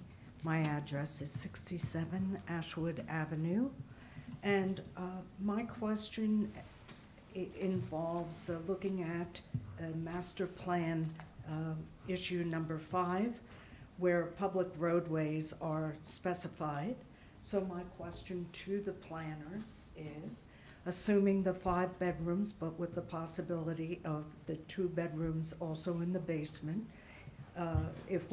what is your estimate of the number of cars that the 3 houses will cite? Can you give a probabilistic guess, a guesstimate? How many cars do you think will be? I don't know, Mr. Weber, do you want to comment to traffic impact? You have the existing 2-family, you have the existing contractor's yard, which generates their own type of traffic. And then with regard to the amount of traffic that is going to be produced by single-family homes, it'll probably be less than what is there now. Okay. Another question? You'll have an opportunity to offer comments if you'd like later, but questions now. Yes, one clarification on your question. You mentioned 5 bedrooms plus 2 in the basement.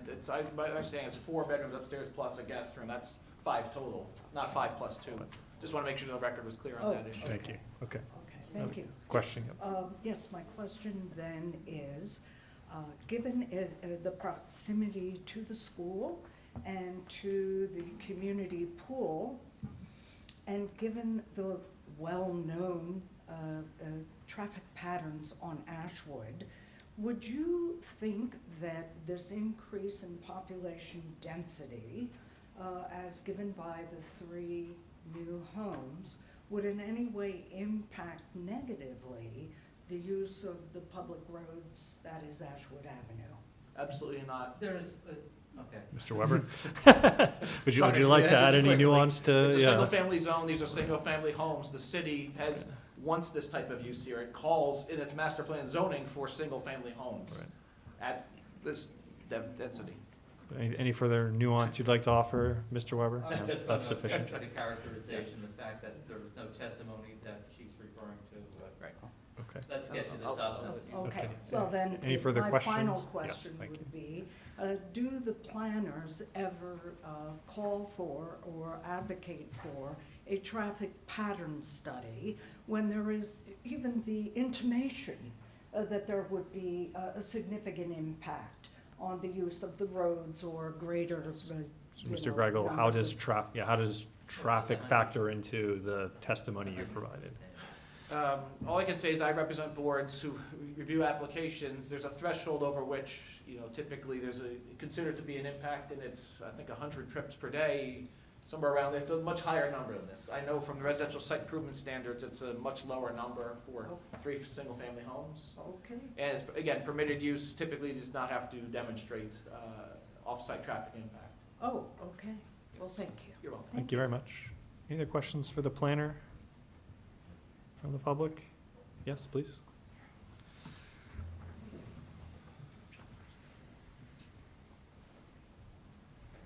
So again, your name. Karen Califf. Karen.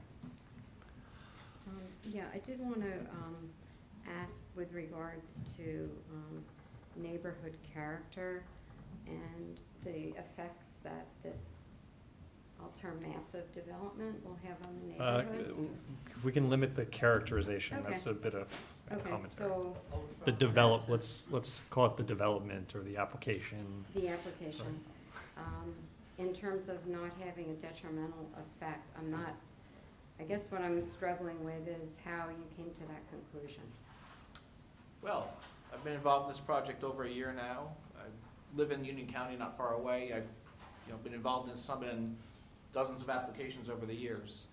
I've also analyzed the pattern of lots and houses in the area. And we provided exhibits showing the size in terms of the width and area of lots nearby. We're essentially in line with that, if not larger, in terms of size for these 3 lots. The size of the houses fit within the building envelope in terms of setbacks from the streets, setbacks from neighboring property lines with one minor exception, and as viewed from the street with the height requirements as well. So I think that these are optimally sized, appropriately sized dwellings and lots for this neighborhood. So I know you said this city requests single-family housing and needs housing, but with 17 variances? I don't Sorry, think- is there a question there? Sorry. Yeah, I'm Mr. just Gargo. I just want to qualify your statement about the city wanting certain types of housing, because certainly we wouldn't be here. Let's let Mr. Gargo answer the if it question. was I done think you'll within the want zoning to. regulation. Yeah, please. The master plan, which is the guiding document adopted by planning board, designates this section of Summit for single-family residential. That's what we're proposing. The zoning ordinance sets forth the standards for it. So we comply with a number of them, but because of site-specific conditions, the applicant's requesting variances. This board exists for the sole reason to adjust that ordinance. By state law, it's recognized, and good planning principles recognize that as good as I might be, or your planner might be, or anyone else can be, you cannot foresee every potential situation. So while there are variances being requested, that doesn't mean that the housing itself is not appropriate.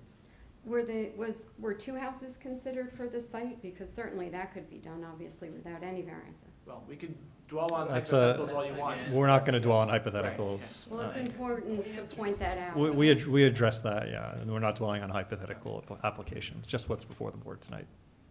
Any other questions for Mr. Gargo? Let's see.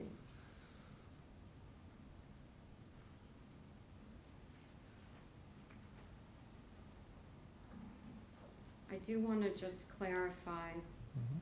the variances, the D6 and the D4 variances. So how many D4 and how many D6 variances are there? D4 is FAR for each of the 3 lots, that's 3. And for the height, I believe it's 2, 3. It would be, hold on, So make sure I get the numbers right here for you.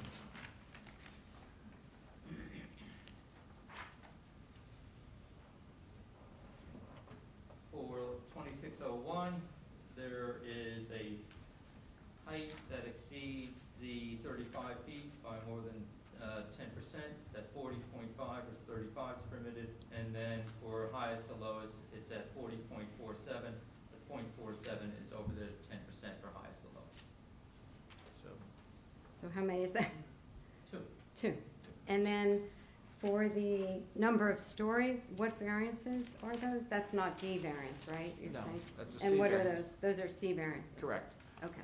So they're, 1 per each lot. so there are Correct. basically 5 height variances being requested and 3 D4 FAR variances, in addition to the many other ones. On 3 lots, that's correct. Well, on each of the Yeah. individual lots, it's a lower number. obviously. Totaling at least 17, as I. For 3 as- lots, correct. As my count. Any further questions for the planner? No, thank you. Thank you very much. Any other questions from the public for the planner? No? Okay. And Ms. May I go ahead. circle back? I apologize. Don't The apologize. question about traffic reminded me Mhm. of something I wanted to ask earlier, I'm not sure if it's for the engineer or Mr. Menza, but during the time this construction would be going on, there's always a lot going on in the property next door, whether it's school drop-offs or the aquatic center. How would the construction traffic, I mean, just the vehicles and all that, be configured to minimize the impact on the neighborhood during the construction process itself? Mr. Weber, do you want to recall Mr. Menza, or? Put it all on the site. The site is, Just- Recalling Mr. Menza. Okay, Mr. Okay. Madhu, just come up to the microphone, or, sorry, Mr. Gregor, I know you love the limelight here, but go the ahead. site is large enough where we can stage on the site itself. We will be using Superior Wall prefabricated basement panels, so they're set. We won't have an extended period of masonry on the site. We will have one driveway coming into the site. It will be wider than obviously what's there right now, but we'll coordinate all that through one driveway and have the equipment work towards the rear of the property as we're building the homes closer to the road. Now, are you gonna build all the houses at the same time, or like, Yes, it's our intent to address this as one development and build them in sequence, one at a time, but continuous. gotcha. Can we get a condition that, you know, obliges you to manage your construction vehicle traffic around school hours, school drop-off and pickup? It might be more costly, but let's start construction after 9:30. Or before 6:30 AM, or what? Well, I you know, think Neighbors won't want that one. Well, I know. Yeah, there are noise around it. Yeah, that's probably a bad idea. But yeah, you don't want to, you know, get lumber Yeah, dropped we'll- off we'll, at, you know, we'll take that- 7:45, We'll let's take say. that into consideration and try to work out something, and we'll coordinate with So I- the CNG. maybe the resolution would call for coordination with the city, including the Board of Education in this case, because of its proximity to the Board of Education property. Yes, I understand. We're that. agreeing with that, right? The board approves the application to that condition of approval. Right, okay. I think that's fair, but yeah, we'll let them decide how they want to manage that. And it's probably frankly good that these would be constructed at the same time to shorten the total duration of construction on the site. There was the representation that Mr. Menza believes that all that construction traffic can be kept on the site. And I'm sorry, did I understand that the driveway access will come from the back of the property? Okay, so it comes from the front, From the front, and the space is big enough that you'd be able to operate all the machinery there, so, okay, correct. thank you. Okay, thank you for the clarification. Any other questions from the board before we jump to, yes? Just one question. Just your name and address again, and yeah, your question. Ellen Go ahead. Campagna, 16 Hughes Place. So where will you put the dumpsters? If you cannot access the back of the property, I've seen dumpsters on the street and So getting. let's let him answer that question. Where will you place the dumpsters? The dumpsters would be on the property towards the rear. They'll be delivered and in the, behind where the new homes would be built. Okay. So you'll have to go and use the driveway that goes into the pool or the No, school No, driveway? it'll be a driveway from our property to the back. It'll be all within our site. Oh, okay, so there is enough property left from the first home from 26-1. Is it 26-1 that's near the school? Yes. So there's still enough property there where trucks can go in and out? Yes. Okay, that's my question. Thank you very much. Okay, thank you, Mr. Menza, for the clarification. Yep, please, yeah. Did I understand you to say that you're going to use the Just, sorry, your name and address. I'm sorry, just to get for the Julia record. Conley. Thank You're going to use the back to put your equipment and stuff, the drive, the back No, of the no, property? we'll stage in the. Everything's back gonna be where on the backyard property. is, correct. We will not be coming in. We can't. And you will come in not with be, the pool. no, because that's No. used for the you. school Yeah, I can't Correct. take daily. Great, thank you. Okay, thank you, Mr. Menza. Okay, I hear no more questions of the board. I'd like to open it then to the public for any comments you'd like to make in favor, in opposition. What we'll do is we'll call you forward again, name, address. We're actually going to swear you in, so you'll be under oath here. And we'll welcome you to provide your perspective on the testimony you've heard over the course of now many hearings, both and as well as commentary from the board and our board professionals. So who'd like to take the first swing? Don't be shy. Go ahead. If you could please raise your right hand. Do you swear from the testimony you're about to give in this matter is the truth, the whole truth, and nothing but the truth? Yes, I do. And please state your name, spell your last name. Campanha. Thank you. So I go back to the deck because you spend so much time on the deck, and I lived in that situation. So we also have a deck on the second floor, and we did apply for a 12 by 15 deck because we would have loved it. It would be all the kitchen. And of course, all the board members came to our house and they were horrified how high it would be. And it's only 7 feet high, it's not 10. I was disappointed, but we were turned down. And they said, we'll allow you to build a 6 by 9 landing, which we have a stairwell going down.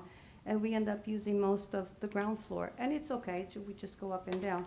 So regarding the bushes and the 30-foot high tree and everything, we have all of that too. It doesn't work because we had to put that in our driveway. You really cannot share that responsibility with neighbors because then you're going to be fighting who's going to trim them. So we actually have a link fence, and then we have the bushes in our property. But then there's storms and there's ice and everything just keeps breaking, and you know we keep trimming. It's a lot of work. We still see the entire yard, the neighbor's yard. So we don't have tables, we don't have chairs there, because if they're entertaining and I'm stepping out, I have my little herb garden there, I water it, and I see everybody, you know, I see everything they're doing, you know, even if they're scratching their heads and everything. So we try not to go out the kitchen door when they're entertaining, because we have the exit through the basement, because we also have a walkout basement. So that's the courtesy we give to the owners. The other side, we have trees that are in between the properties. The previous owner, we worked out where we trimmed the trees, and we split the cost of trimming the trees. The new neighbors don't speak to us. So these trees are like just growing and growing, and we really can't trim them all because then we'll have to go partially into their property, and we're not allowed to go into each other's properties. So putting bushes and making both owners responsible for the trimming is disastrous. And then somebody's going to end up coming to the zoning office and constantly complaining, report a concern, there's constant complaints. And I'm just trying to propose this so that to decrease the complaints that these new owners are going to be coming to the zoning office or report a concern. They're going to be overloaded with complaints. And we don't need any more complaints. So if this could be addressed prior to finishing these houses, since these are new properties, this would be helpful. So, so that's what I would propose.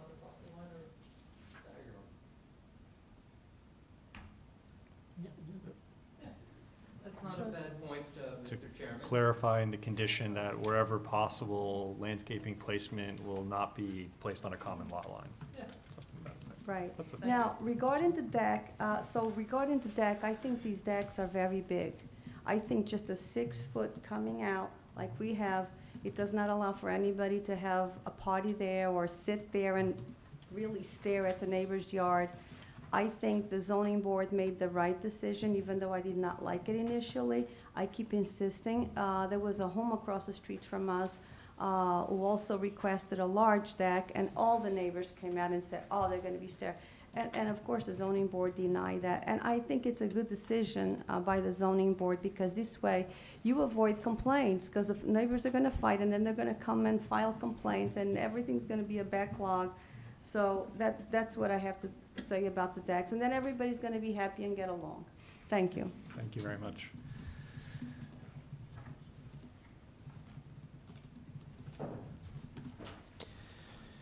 If you could please raise your right hand. Do you swear from the testimony you're about to give in this matter is the truth, the whole truth, nothing but the truth? Yes. And please state your name, spell your last name. Okay. Janice Barry, B-A-R-R-Y, 67 Ashwood Avenue. My comments are as follows. I have found this process very interesting. I do have in my possession the 3 different submissions by Chair Brandon Righe. I think and know that the zoning board has their recommendations. I just would like to suggest that it is really a shame that the historic character of this building is not allowed to be mentioned, because I know that the HPC is not a regulatory agency, but merely an advisory one. But I would like to mention in my closing comments that it is a historic building, and something about what they say in the master plan about trying to hold on and keep some of our historic houses. I would like to specifically say that with regard to the minimum lot frontage and with regard to the minimum lot width, that you need 60, not 50 feet, and that it is self-evident that by not meeting that C variance requirement, that you end up squeezing in 3 new houses very close to one another, and that this actually is not in keeping with the scale and proportion of the nearby houses. So I would like to voice my objection to the idea that in some ways this proposal is benefiting the neighborhood, and number 2, that this proposal is at agreement with the provisos of the master plan. I don't think it is. Thank you. Thank you very much. And I will just note, once again, for the record, I know we've gone through this in detail previously, but the property is not designated as a historic parcel, and the board should consider it accordingly. I'll swear you in.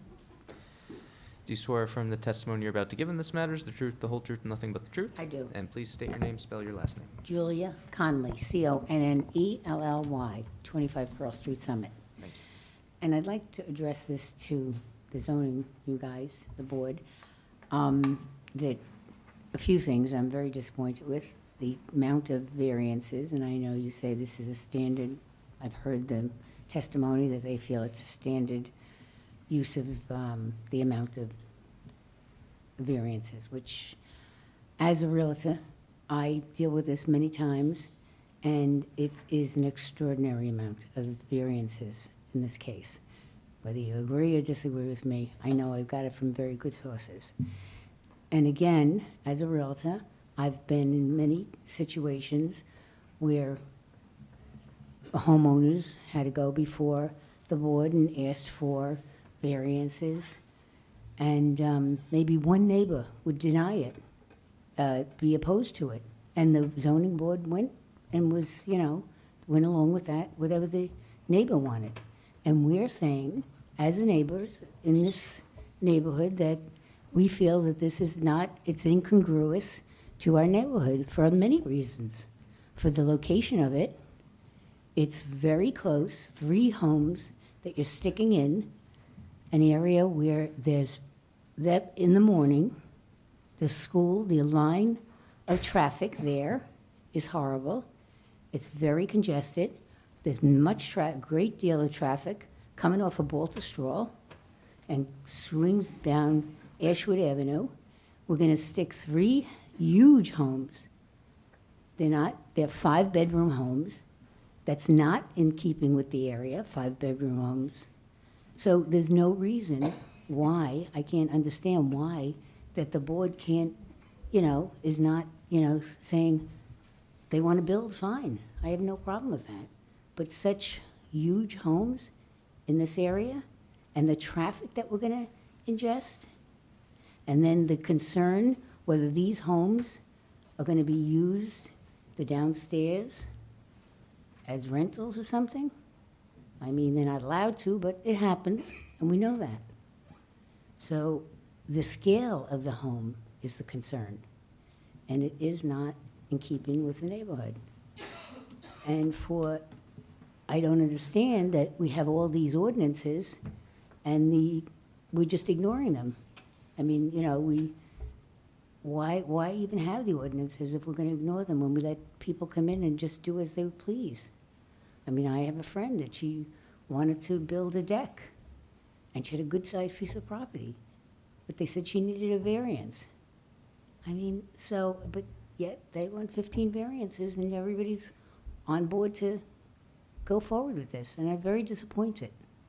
And that's my little speech for tonight, because I had a lot of faith in the city of Summit, you know, and they were strict about things, and I liked it. But I'm just not feeling it here.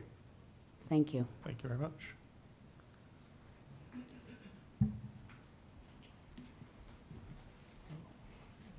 right, if you could raise your right hand, do you swear from the testimony you're about to give in this matter is the truth, the whole truth, nothing but the truth? Yes. Please state your name, spell your last name. My name is Lisa Grazia, Grazia, and I'm at 9 Fayette Court. So, I agree something has to be done with that property, and I understand the issues because it's built, it's like that crater. It's a terrible piece of property, and we'd be happy to have something new there. That would be great.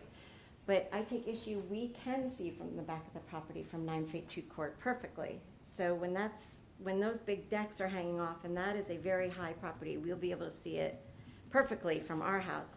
And I would assume that some of the people along Michigan Avenue would be able to see it too very perfectly. It's not just the pool that affects. And I feel like those decks hanging off, because that's gonna look from the pool parking lot up, those are gonna be like hanging in midair. They're gonna be very incongruous with the area. So I was kind of wondering why they just couldn't do like a bluestone patio off the bottom rather than those big decks off the back, because that's going to be super obvious. And the one closest to the pool, to the school driveway, if you can't plant trees that high, aren't they just going to be hanging over the driveway? I mean, aren't they so close to that pool driveway that people on their deck are literally like hanging over that driveway almost? It's like so close and super high at that point. And all the kids on the playground would be able to see those perfectly. There's no tall trees there, and you can't plant tall enough trees to hide those there. So from that blacktop at Jefferson, those kids can see that perfectly. So that's all I have to say, is that I just feel like some of that area needs to be rethought. I'm all for something new there. I don't even mind the 3 houses. It's just that back area with the school is a little wonky. That's it. Thank you very much. A question for the applicant, based on that commentary.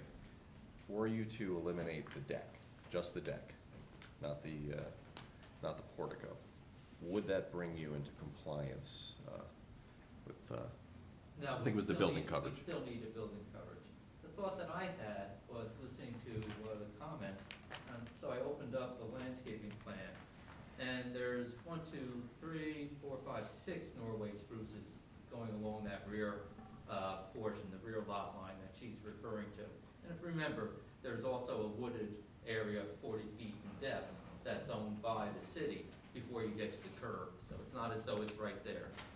But certainly, I don't think that would be inappropriate for Mr. Linson to also recognize increasing the number of Norway spruces back there if the existing deciduous line is insufficient. Right, that's fair. I mean, we can work on the language of the condition to ensure that is a point of focus. We're giving considerable latitude to Mr. Linson to anticipate and address that, so I don't, that's a lot we're asking him, but we can add that as again, a point of reference within the resolution. Who's next? Yep, come on up. Yeah. All right, if you could raise your right hand. Do you swear affirm the testimony you're about to give in this matter is the truth, the whole truth, nothing but the truth? I do. Please state your name, spell your last name. Geraldine Ponto, Ponto, and I live at 7 Fayette Court.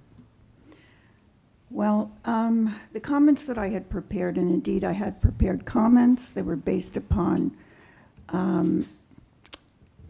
literally hours that myself and some of the neighbors that I know have devoted to learning the details of this proposal. So while Mr. Weber, you may have made your application over a year ago, you're getting paid. And Michael Menza, as much respect as I have for you and your ability, you're gonna make a profit when this is approved. And I think there were comments, not if, but when. So we have no axe to grind. We all, and I shouldn't speak for anyone else, I will say that the goal, the reason I'm here and have spent time attending these meetings is because I'd love to see a beautiful development. And I do think that what appears with, some glitches will be an improvement to the property. I still, nonetheless, because I live in a house where Menza and Beisel took I don't want to call it historic, an older home. It has a slate roof. They're all of a certain age. And they remodeled the interior of that property, and they took the surrounding area and they put their minor subdivision on Fétu Court, and they built a new house next door. I haven't heard anything that could explain to me why something similar couldn't be done. Even if just the facade, the full walls of that older home, the 100-year-plus home, couldn't be remodeled inside and that be retained, giving it that similar look. And a project like that, similar to the one that was done when I bought my house 27 years ago. So we all want the same thing, to eliminate any eyesore, any safety hazards. But the topography testimony that I heard, it would seem to me, can be resolved, well, certainly could be resolved as well with two homes, could be resolved if the existing older 100-year-plus home were remodeled. And that work could still be done, and all the effort that went into all this planning could still be accomplished. So I just, again, I think I've spoken before, and I wanted to thank you for your patience and hearing our comments. We appreciate it. Thank you very much. Any other comments from the public? Please. Yep.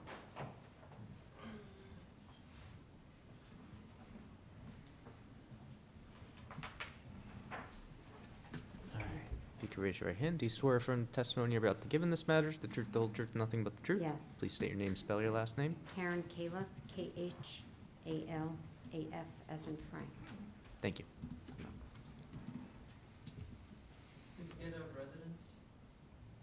I heard 9 Bank Street as our 18 professional Bank office, Street. or 18, sorry. No, Is that as a resident? that's my office. Where's your residence? My residence is 15B New England Avenue. But, yeah.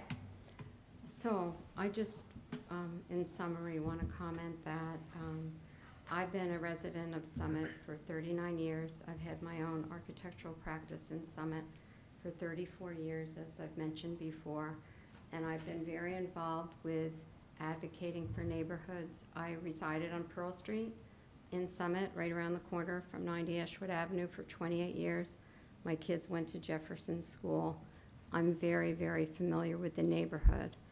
And although I respect the developer's design and approach and proposal, I personally do not feel that it fits the neighborhood.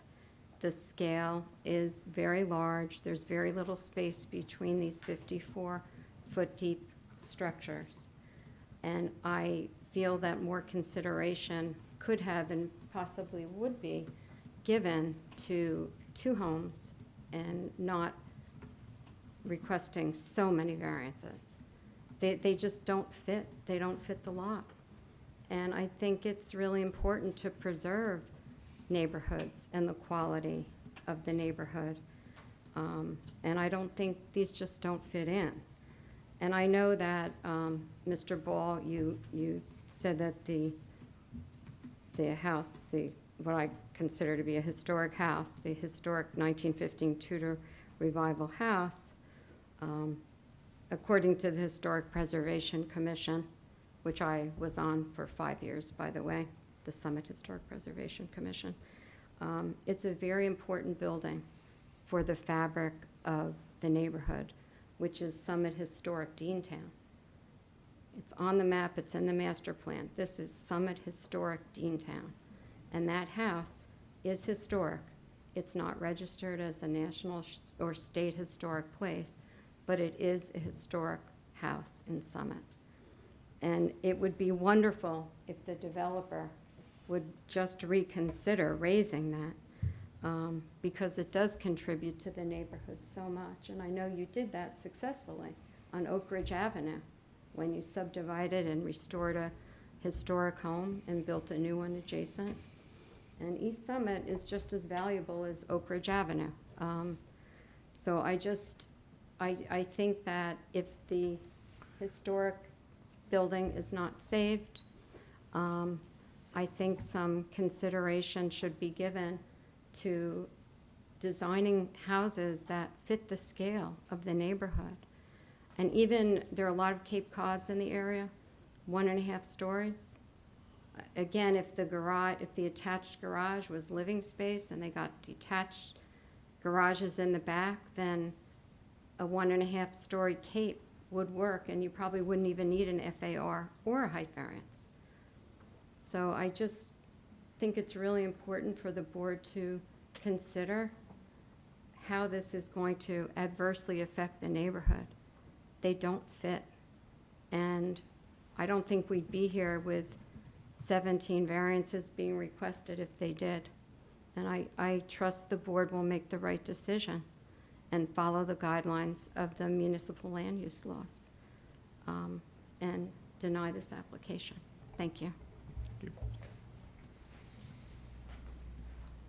Other comments from the public? Last call. Okay. Thank you, everyone, for speaking, for spending much of your evening. Mr. Weber, is there anything you'd like to say in conclusion?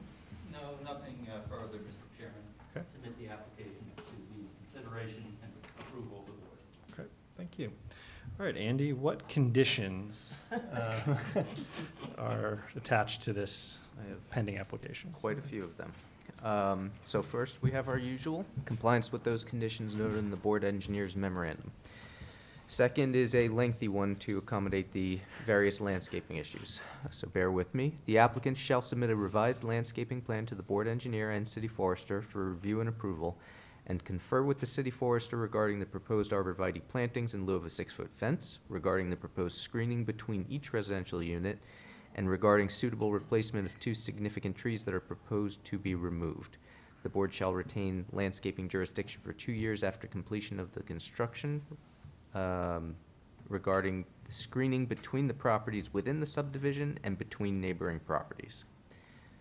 So I think that encompasses everything we possibly could have talked about. Focus along the rear lot line to make sure that the view from the back parking lot is interrupted. I did think that was covered by between neighboring properties, but we could also We can emphasize specifically that. note that. Number 3, no kitchen facilities will be installed in the basements of any proposed structures. Number 4, the applicant shall ensure that sight lines from the Board of Education property entrance are not obstructed as a result of this application. Number 5, the applicant shall consult with the Board of Education regarding the removal of a paved portion of the existing encroachment on the Board of Education property. If the board requests the removal of the paved portion, the applicant shall remove it. Number 6, stormwater calculations will be provided to the board and board engineer for review and approval. Number 7, the board shall retain stormwater jurisdiction for a period of 2 years after completion of construction. Number 8, the applicant will remedy any adverse stormwater effects that result from the proposed application. Number 9, a non-exclusive easement will provide for driveway access.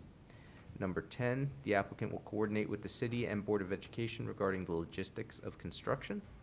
And number 11, where possible, the landscaping between the proposed lots shall not be placed on a common lot line. The applicants shall revise their landscaping plan accordingly. That's all I had. That's it? And then, Andy, remind us, so there are D variances included in the request this evening. How many affirmative votes are necessary to approve the application? 5 votes. On the conditions, there was Oh, also sorry. the representation that what was proposed in the diagram would be substantially similar to that which was constructed. With respect to the architectural elements? Yeah. Yes, that's correct. I will add that in. Okay. So we said 5 affirmative votes, and then Stephanie, as I work my way down the dais, who are the voting members on the application this evening? As I think we have just one more, unfortunately. Sure. So we have, hold on 1 second. Okay, so we have Chairman Spur, Vice Chairman Steiner, Ms. Newell, Mr. Gonzalez, Mr. Mullen, Mr. Malay, and Ms. Toth. So with that, Mr. Yuko, would you like to begin the deliberations? I would like, You'd like to begin? yes. All right, Mr. Malay, unless You know, Mr. Yuko I'm objects, African, but, thank you. all right, Mr. Malay, what's on your mind? I've been listening carefully to all the ideas, and especially for those from the public who attended this meeting. And they do have a very valid point. This application ignored something that is historic, regardless of its being on the registry or not. I think we should have looked at that more carefully and try to save it in a way or two. On the other way, no, it was ignored for years. I see there are some good points that the applicant did. We are doing here some good points. We're eliminating the commercial aspect of it. That's fine. We're reducing the impervious area. We're adding homes to this town. But there should have been a better solution. And I think the board should look into that and consider some other alternative. I hope there will be some other alternative, therefore I can't support this. If Okay. I can, and I don't mean to interrupt your deliberations, but You have, but well, briefly, Mr. No, brief, I'd like to hear from Mr. Weber, because we did address the issue of the historic site, and this was at the beginning, the very first hearing, was the first testimony that was introduced, and for the clarity of the board, and the clarity of the interested public, for the clarity of the interested public, I think it's helpful for us to hear briefly from Mr. Weber on this specific point. So, Mr. Malay, this was addressed where we had filed the structural engineer's report. We brought in the structural engineer, and then we also had the estimates from the contractors talking about the excessive repairs. So it was something that was addressed very beginning, and I'm just With all Not due sure. respect, I do agree with that. But, sorry, but I to do Joe. agree, 100%, I do agree with your statement, and I was present okay. there, and I have the same concern as I have Okay. now. Thank you, Mr. Malay. And thank you, what I want to make clear in this, and Mr. Wall, just to remind us, is we've heard a number of iterations, or seen a number of iterations of the design. But for the sake of the consistency of the hearing and the application, what was presented in that first meeting, while the architecture represented a different design, that testimony still applied and should still be considered in the board's deliberation. Absolutely. That's the point. That engineering Yeah. testimony was specific to the existing building and the conditions in that building, we- that holds true today. But did we not open this hearing with a statement from you that we starting over? We're If not, we are starting over, that means minute one. I was talking about the conditions that No, we you- were. You didn't qualify. Joe, it. let me You explain. did, let me finish. You did not qualify it.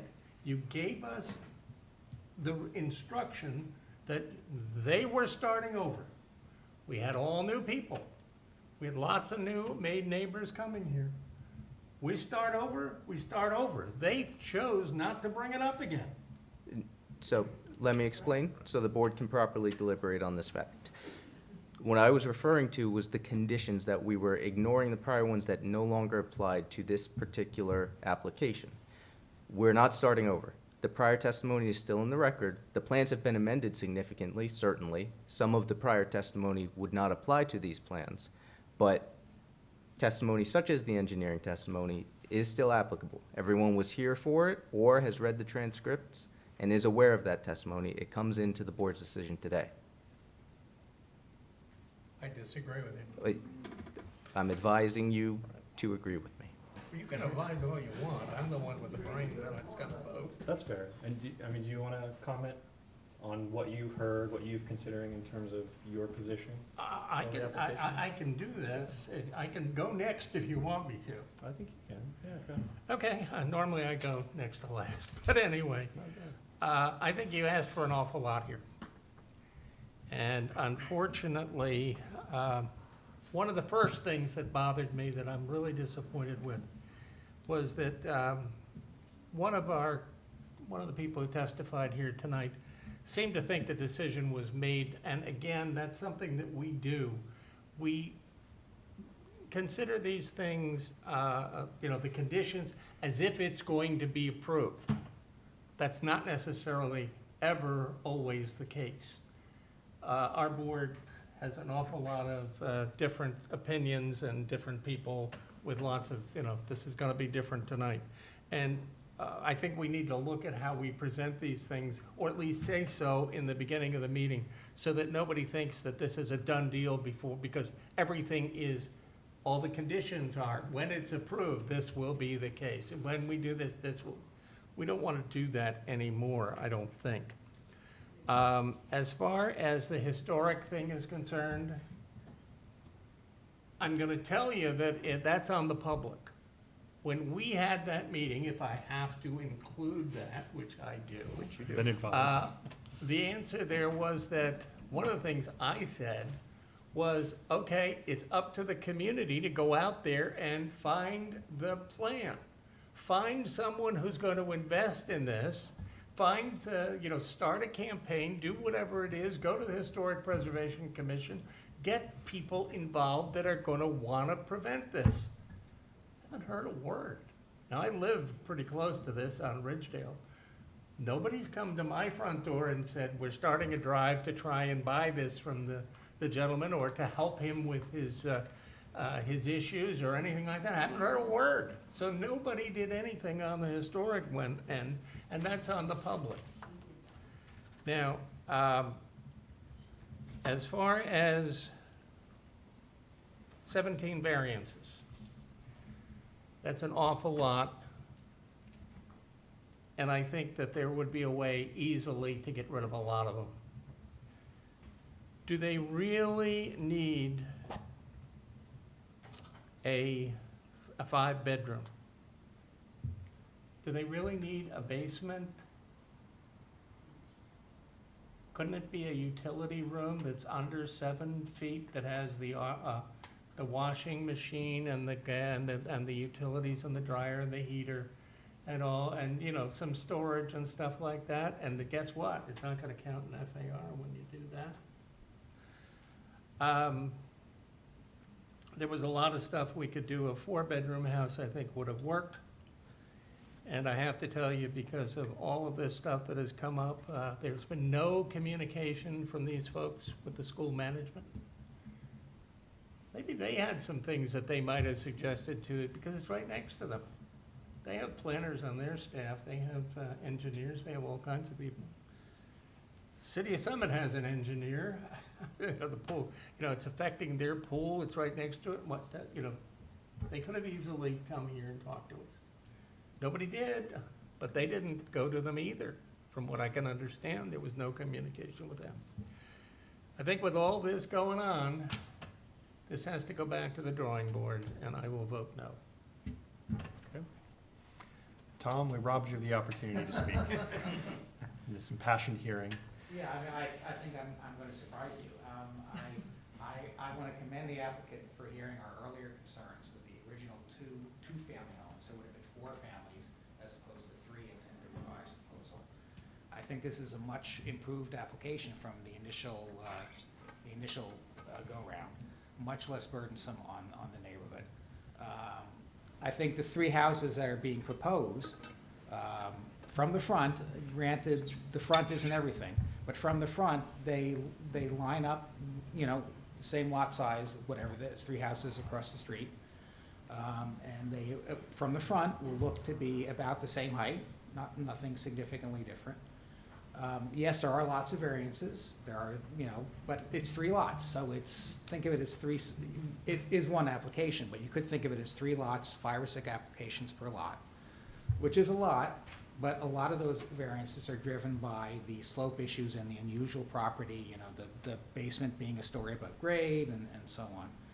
So I think that minimizes the impact of the variances. It eliminates the commercial use of the property, which I don't think any of the neighbors want a commercial property there. I don't think the town wants commercial property there. It's there. This application would get rid of that. It gets rid of the 2-family home use that was there. Single-family homes are the intended use and best use of this property. What else did I want to say? Stories I mentioned, height variances I mentioned. I mean, there's a small building coverage variance, but that's a relatively small variance. So, you know, could it be better? I mean, if I thought about the deck some more before tonight, I might have had strong objections about the deck. You know, it actually is a very large decks are being proposed. But I think to, you know, considering what we had first and considering what the neighborhood consists of, I don't think it's a bad application. I mean, could it be better? Absolutely.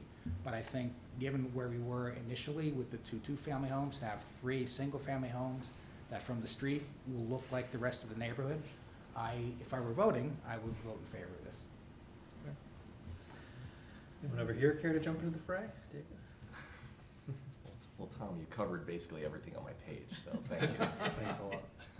Look, there are a lot of variances here, but when we get a lot of variances, it's usually one of 2 situations. You either have an obnoxiously large approach to the application, which usually winds up going one way. And in this case, you know, I visited this site probably 5 times, and the site conditions are atrocious here. That steep grade drives most of this. Otherwise, you have a home that from the front, which is what most people are going to see, blends in with the streetscape. So when I think about, you know, the FIR, this isn't going to be appreciably larger than most homes in this town. If you look at the lot width, there are a lot of narrow lots on this street. It blends in that regard. You know, I look at some of the positive criteria that they have to satisfy. Impervious coverage is decreasing by 7%, and you're getting stormwater management controls. That's real, and in many cases, we've used that as a rationale for approval. You're removing existing non-conforming uses, and you've got a 2-family plus an illegal use, an illegal basement apartment there right now, and a commercial use. Getting rid of that and getting them in conformance with the zone plan regarding use is an appreciable benefit. I appreciate that, you know, the deck is probably more controversial from my standpoint, so I asked my question about potentially removing it. And the portico, you could conceivably eliminate some variances, so that's something the applicant might want to still consider. But ultimately, with adequate screening, you could probably mitigate the negative effects of the deck. I would still probably want to get rid of it just because of that height issue, and we've encountered it in the past. But overall, you're improving the housing stock here. You have an older structure that, you know, given the state of repair, one might characterize as a derelict structure currently. So for all those reasons, I mean, they've kind of checked the boxes. In other cases that we've seen, we would have approved these types of variances, and I see nothing different here, so I'm going to support this application. Claire, you were an early rabble-rouser on, I say that affectionately, on I would say the historic point of the home. I was loud and consistent. Thank you for reminding us of that. But that's not the only item, so and offer your full kind of and despite my best efforts, I do know that the city to date, has chosen not to protect any building within its borders from being demolished. And that includes the buildings on the National Register. We could tear down, whoever owns Twin Maples could tear it down, get a permit and tear it down next week. Stepping back a little, I know the zoning board is occasionally accused of rubber stamping everything. What I think we have done throughout the course of this year, and what we do, is put applicants through their paces and make them make their projects better, so that they get to a point where we can approve it. Which is where all I can do beyond that is echo Tom and Dave. I would love to save that structure. And I think there's a difference between rehabilitating it and preserving the facade. Those are two different routes to go with two different price points. We only heard about one of them. But beyond that, yes, it's the steep slope. Yes, this matches the streetscape. And I hope that the arborvitaes with which I'm familiar grow really fast, really thick, and hopefully will screen those decks, or people aren't going to use them. But I think, given the criteria with which we work, I am pretty much forced into voting in favor of this application. Wally, you want to round out this side before we go to Liz? I can do that, yeah, all right, I can be, What's on your mind? yeah, I don't know, can I be the deciding voice here? I don't know. A lot of pressure. No pressure whatsoever. No, I think both sides have voiced very reasonable, very great reasons for either denying this application on its face for being way too much, where it could just be, two houses in a very oversized lot. And that would be interesting. I think the applicant has done a great job of just not demolishing the house and taking that approach and then coming for the application afterwards. So there's something to be said for that. You've put in your work, you've revised the application, you've done a lot of great planning, and it's been good. It's hard to sit on here. I really want to punt the ball, but that being said, all right, great comments. We have impervious coverage that has gone down significantly. We're doing stormwater management. We're giving so much leverage to our forester and letting them kind of control the screening aspects, privacy, safety, while also agreeing to mitigate the construction project so that traffic isn't really influenced in a negative way, which is important for everyone here, I think. So thank you for working with the board. Thank you for working with the city and considering what they're doing. I think we can only consider what's in front of us. And what we have in front of us are 3 properties. We can't consider the hypothetical 2 properties. We can't hold it against you that you came to us with 2 that were multifamily properties. We only have the 3. I think the 3 are reasonable for the area. I think there's no true detriment to the neighborhood. And I think once the screening comes in, the decks will probably not be an issue. And I think you're doing the best that you can to mitigate the traffic impact during that time. And I think the traffic would be significantly worse if you had a commercial property there going forward. I don't think anyone wants to see trucks coming in and out of that property at 7:30, 8 o'clock when you're dropping your kids off to school. I don't think you want to deal with that on the weekends when you're going to the pool. So I think the property is getting improved drastically. So I think given that, I would probably pass the Liz. No, I would support this application. Liz, anything you want to add? Well, first of all, for the HPC, I never really considered that historical. It's an old property. Like, the Historical Society thought a property on Park Avenue was historical too. It's just old and they didn't take care of it. 17 variances for 3 homes, you know, we see that's not a high amount considering all the cases that we say that's about average. I do appreciate the new plan. You know, I think the 2 families were just not in, you know, in line with the neighborhood. The single families are. I think 5 bedrooms is excessive for this area. Growing up on Park Avenue, like most houses are like 3 bedrooms.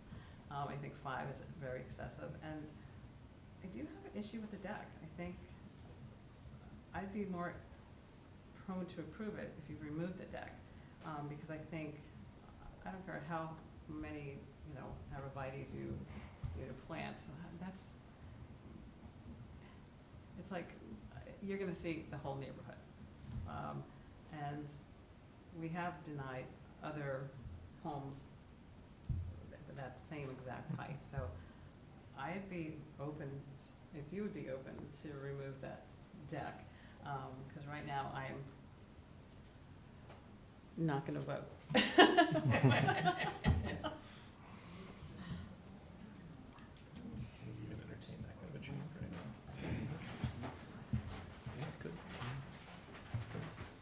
Do you want a moment? Sure. It's a nail biter here. No pressure on you, Steve. I know.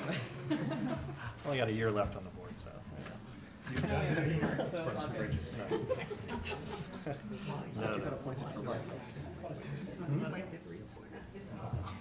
You're not gonna take it. I've already been reappointed. I've gotten my 2 terms.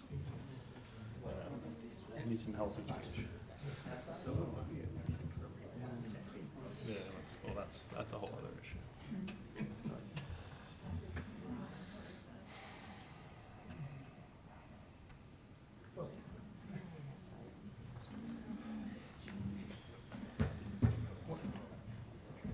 What does taking the deck for us relative to variances? We need to know that before we say we're gonna accept Let's, Mr. Weber, do you have any response to that question? If the board were to impose a condition where the deck was still the 12 feet wide, which is the width, and then 10 feet shallow, then that would be something that could still provide that access off the kitchen and still be set back. What's its current depth? Just a And reminder. currently, it's 12 by 15, so the 12 remains 12 by. and the 15 is out. Is that correct? Oh, it's 12 feet deep?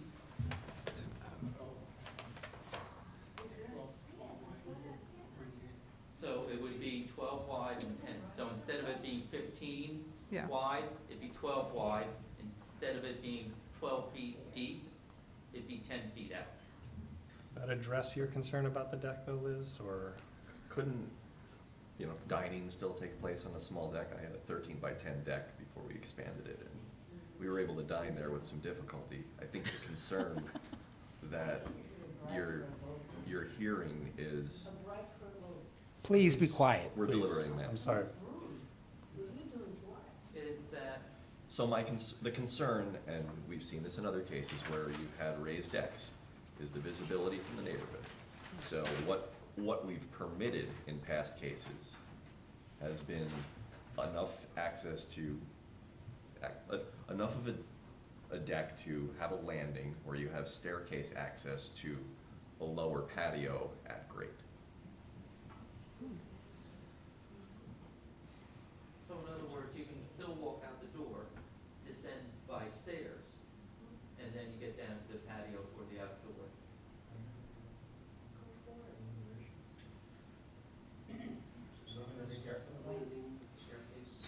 Yeah, so you'd have a sufficient opening, so you'd have the safety of the opening and the landing, staircase down, and then go down to the ground. Is that what you were describing, Ms. Mullen? Yes. So you'd still be able to walk out Yeah, and then go. the doors and then, Excuse me, sorry. One moment, we'll offer some further comments.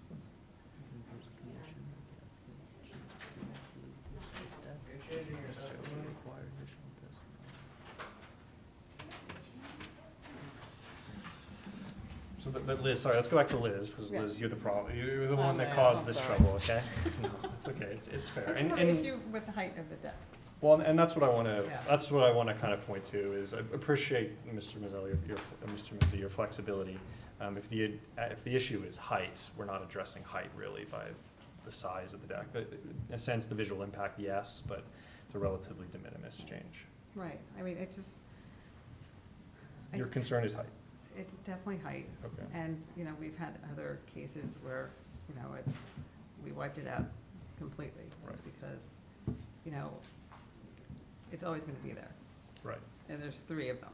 Well, and that's your point. I think we could get rid of the deck right now, and a new owner could come in and either get a variance or not, or just pull one up without permission, and then you have a similar situation. I think I'm not saying that that's something that anyone should do. All I'm saying is the problem exists with the deck going up or not going up. Right. What is the real, are we gonna knock the whole deck down? Does it affect the FAR? Does it affect? Right, I don't think it really. Is the I don't privacy think issue? it affects the, It does not affect FAR, it does Does not affect affect- building coverage. Yeah, Building. we've allowed the landing concept in the past, right. to basically, just have staircase access, because you're not gonna be occupying it for any appreciable stretch of time. Right, when you you're go just going up and down the downstairs. stairs. Yes, Mr. But Weber, to your question, then, sorry. What Mr. Weber. Mr. Menza Yes. would like is to reduce the size so we could at least have a small cafe-style table outside there. Not have the significant where you'd have a large gathering available, but you'd have a small deck. And that point, then, we'd solve the issue. No one would have to come back to the board, and it'd be resolved going forward. So it'd be reduced in size.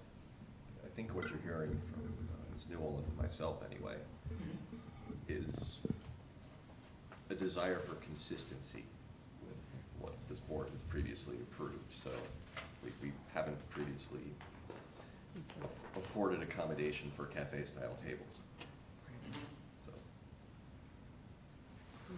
So it would be the landing down by a flight of stairs. You okay with that? Mr. Menzies finds it acceptable, doors open, have a landing, flight of stairs down. Great, then I would approve. All right, so- One moment, we're gonna elaborate on this, so work with us here. So let's talk about, in effect, though, if we were to consider that change, what would the condition look like? How would we set bounds? How would we limit the urge that folks may feel to see additional architectural drawings, engineering testimony? I don't wanna. You're going to require, under the UCC construction code, a landing that's sufficient to provide safety. So that's what would be the minimum that would be required. So when the doors open, you'd have a minimum area that you could open and stand on. And I'm not sure what that number is, but that's gonna be required, it's construction code required. And then you would have the stairs down, whether the stairs come straight down or whether or not they have to zigzag back, it'll be something dependent upon the fenestration, the doors downstairs, and the landing pad. Would this impact, how would this impact calculations? We would see reduction in building coverage, Oh, yes. no impact in FAR. Right, no impact in FAR, building coverage would reduce, the stairway is not included in building coverage, is my recollection when speaking with Krista, dealing with this before. But it's gonna be smaller than the existing 12 by 15 deck.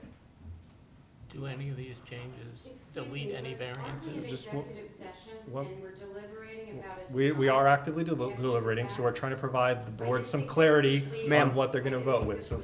We are discussing a potential condition on the application. You can't interrupt the board. Thank you.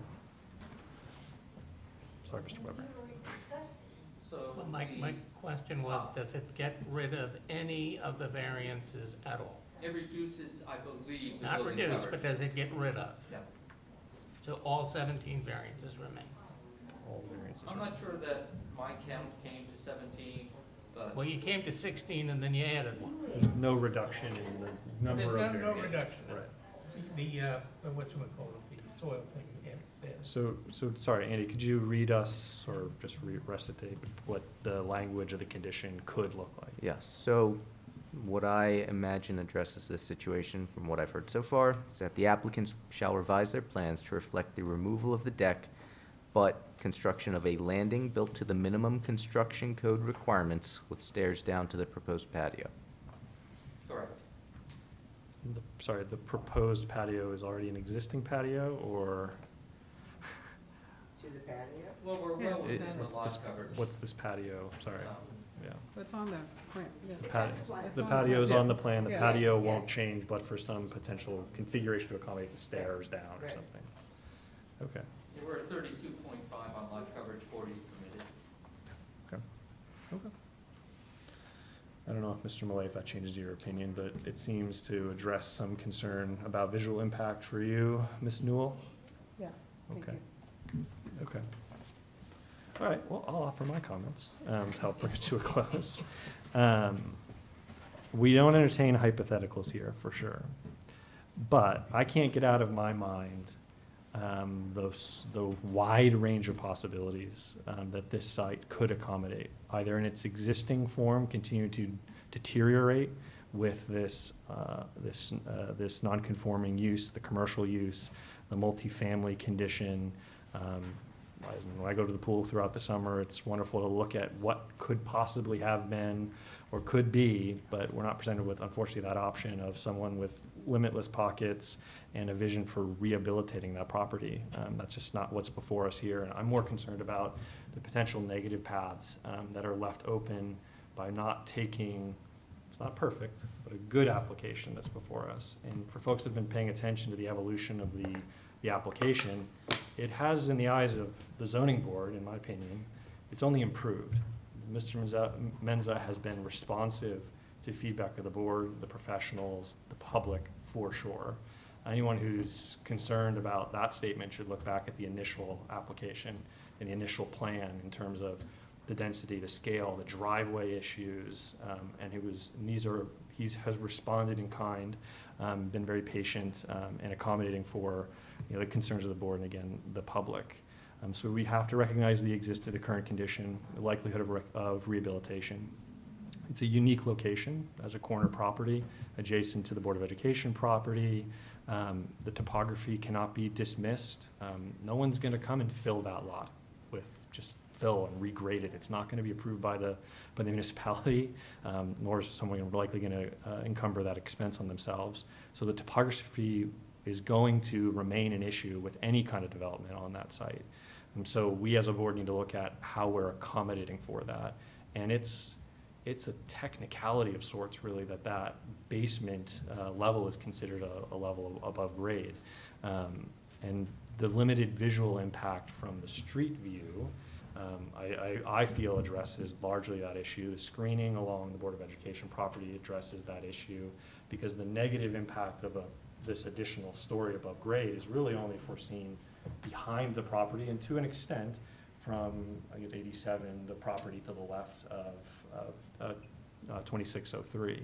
But we're going to address that with wide latitude screening on the part of Mr. Linson, and retaining landscaping jurisdiction, which I think is an innovation of this board this evening. I don't remember ever retaining landscaping jurisdiction, but it's thoughtful in this case. Setbacks are always a concern of this board. Mr. Malay is the king of the setbacks in terms of being sensitive to limiting and minimizing setbacks and the types of accommodation that are necessary to approve an application. There's one really only minor setback variance that is envisioned here as part of the application, which speaks to a bit of a rock in the hard place that the applicant finds itself in.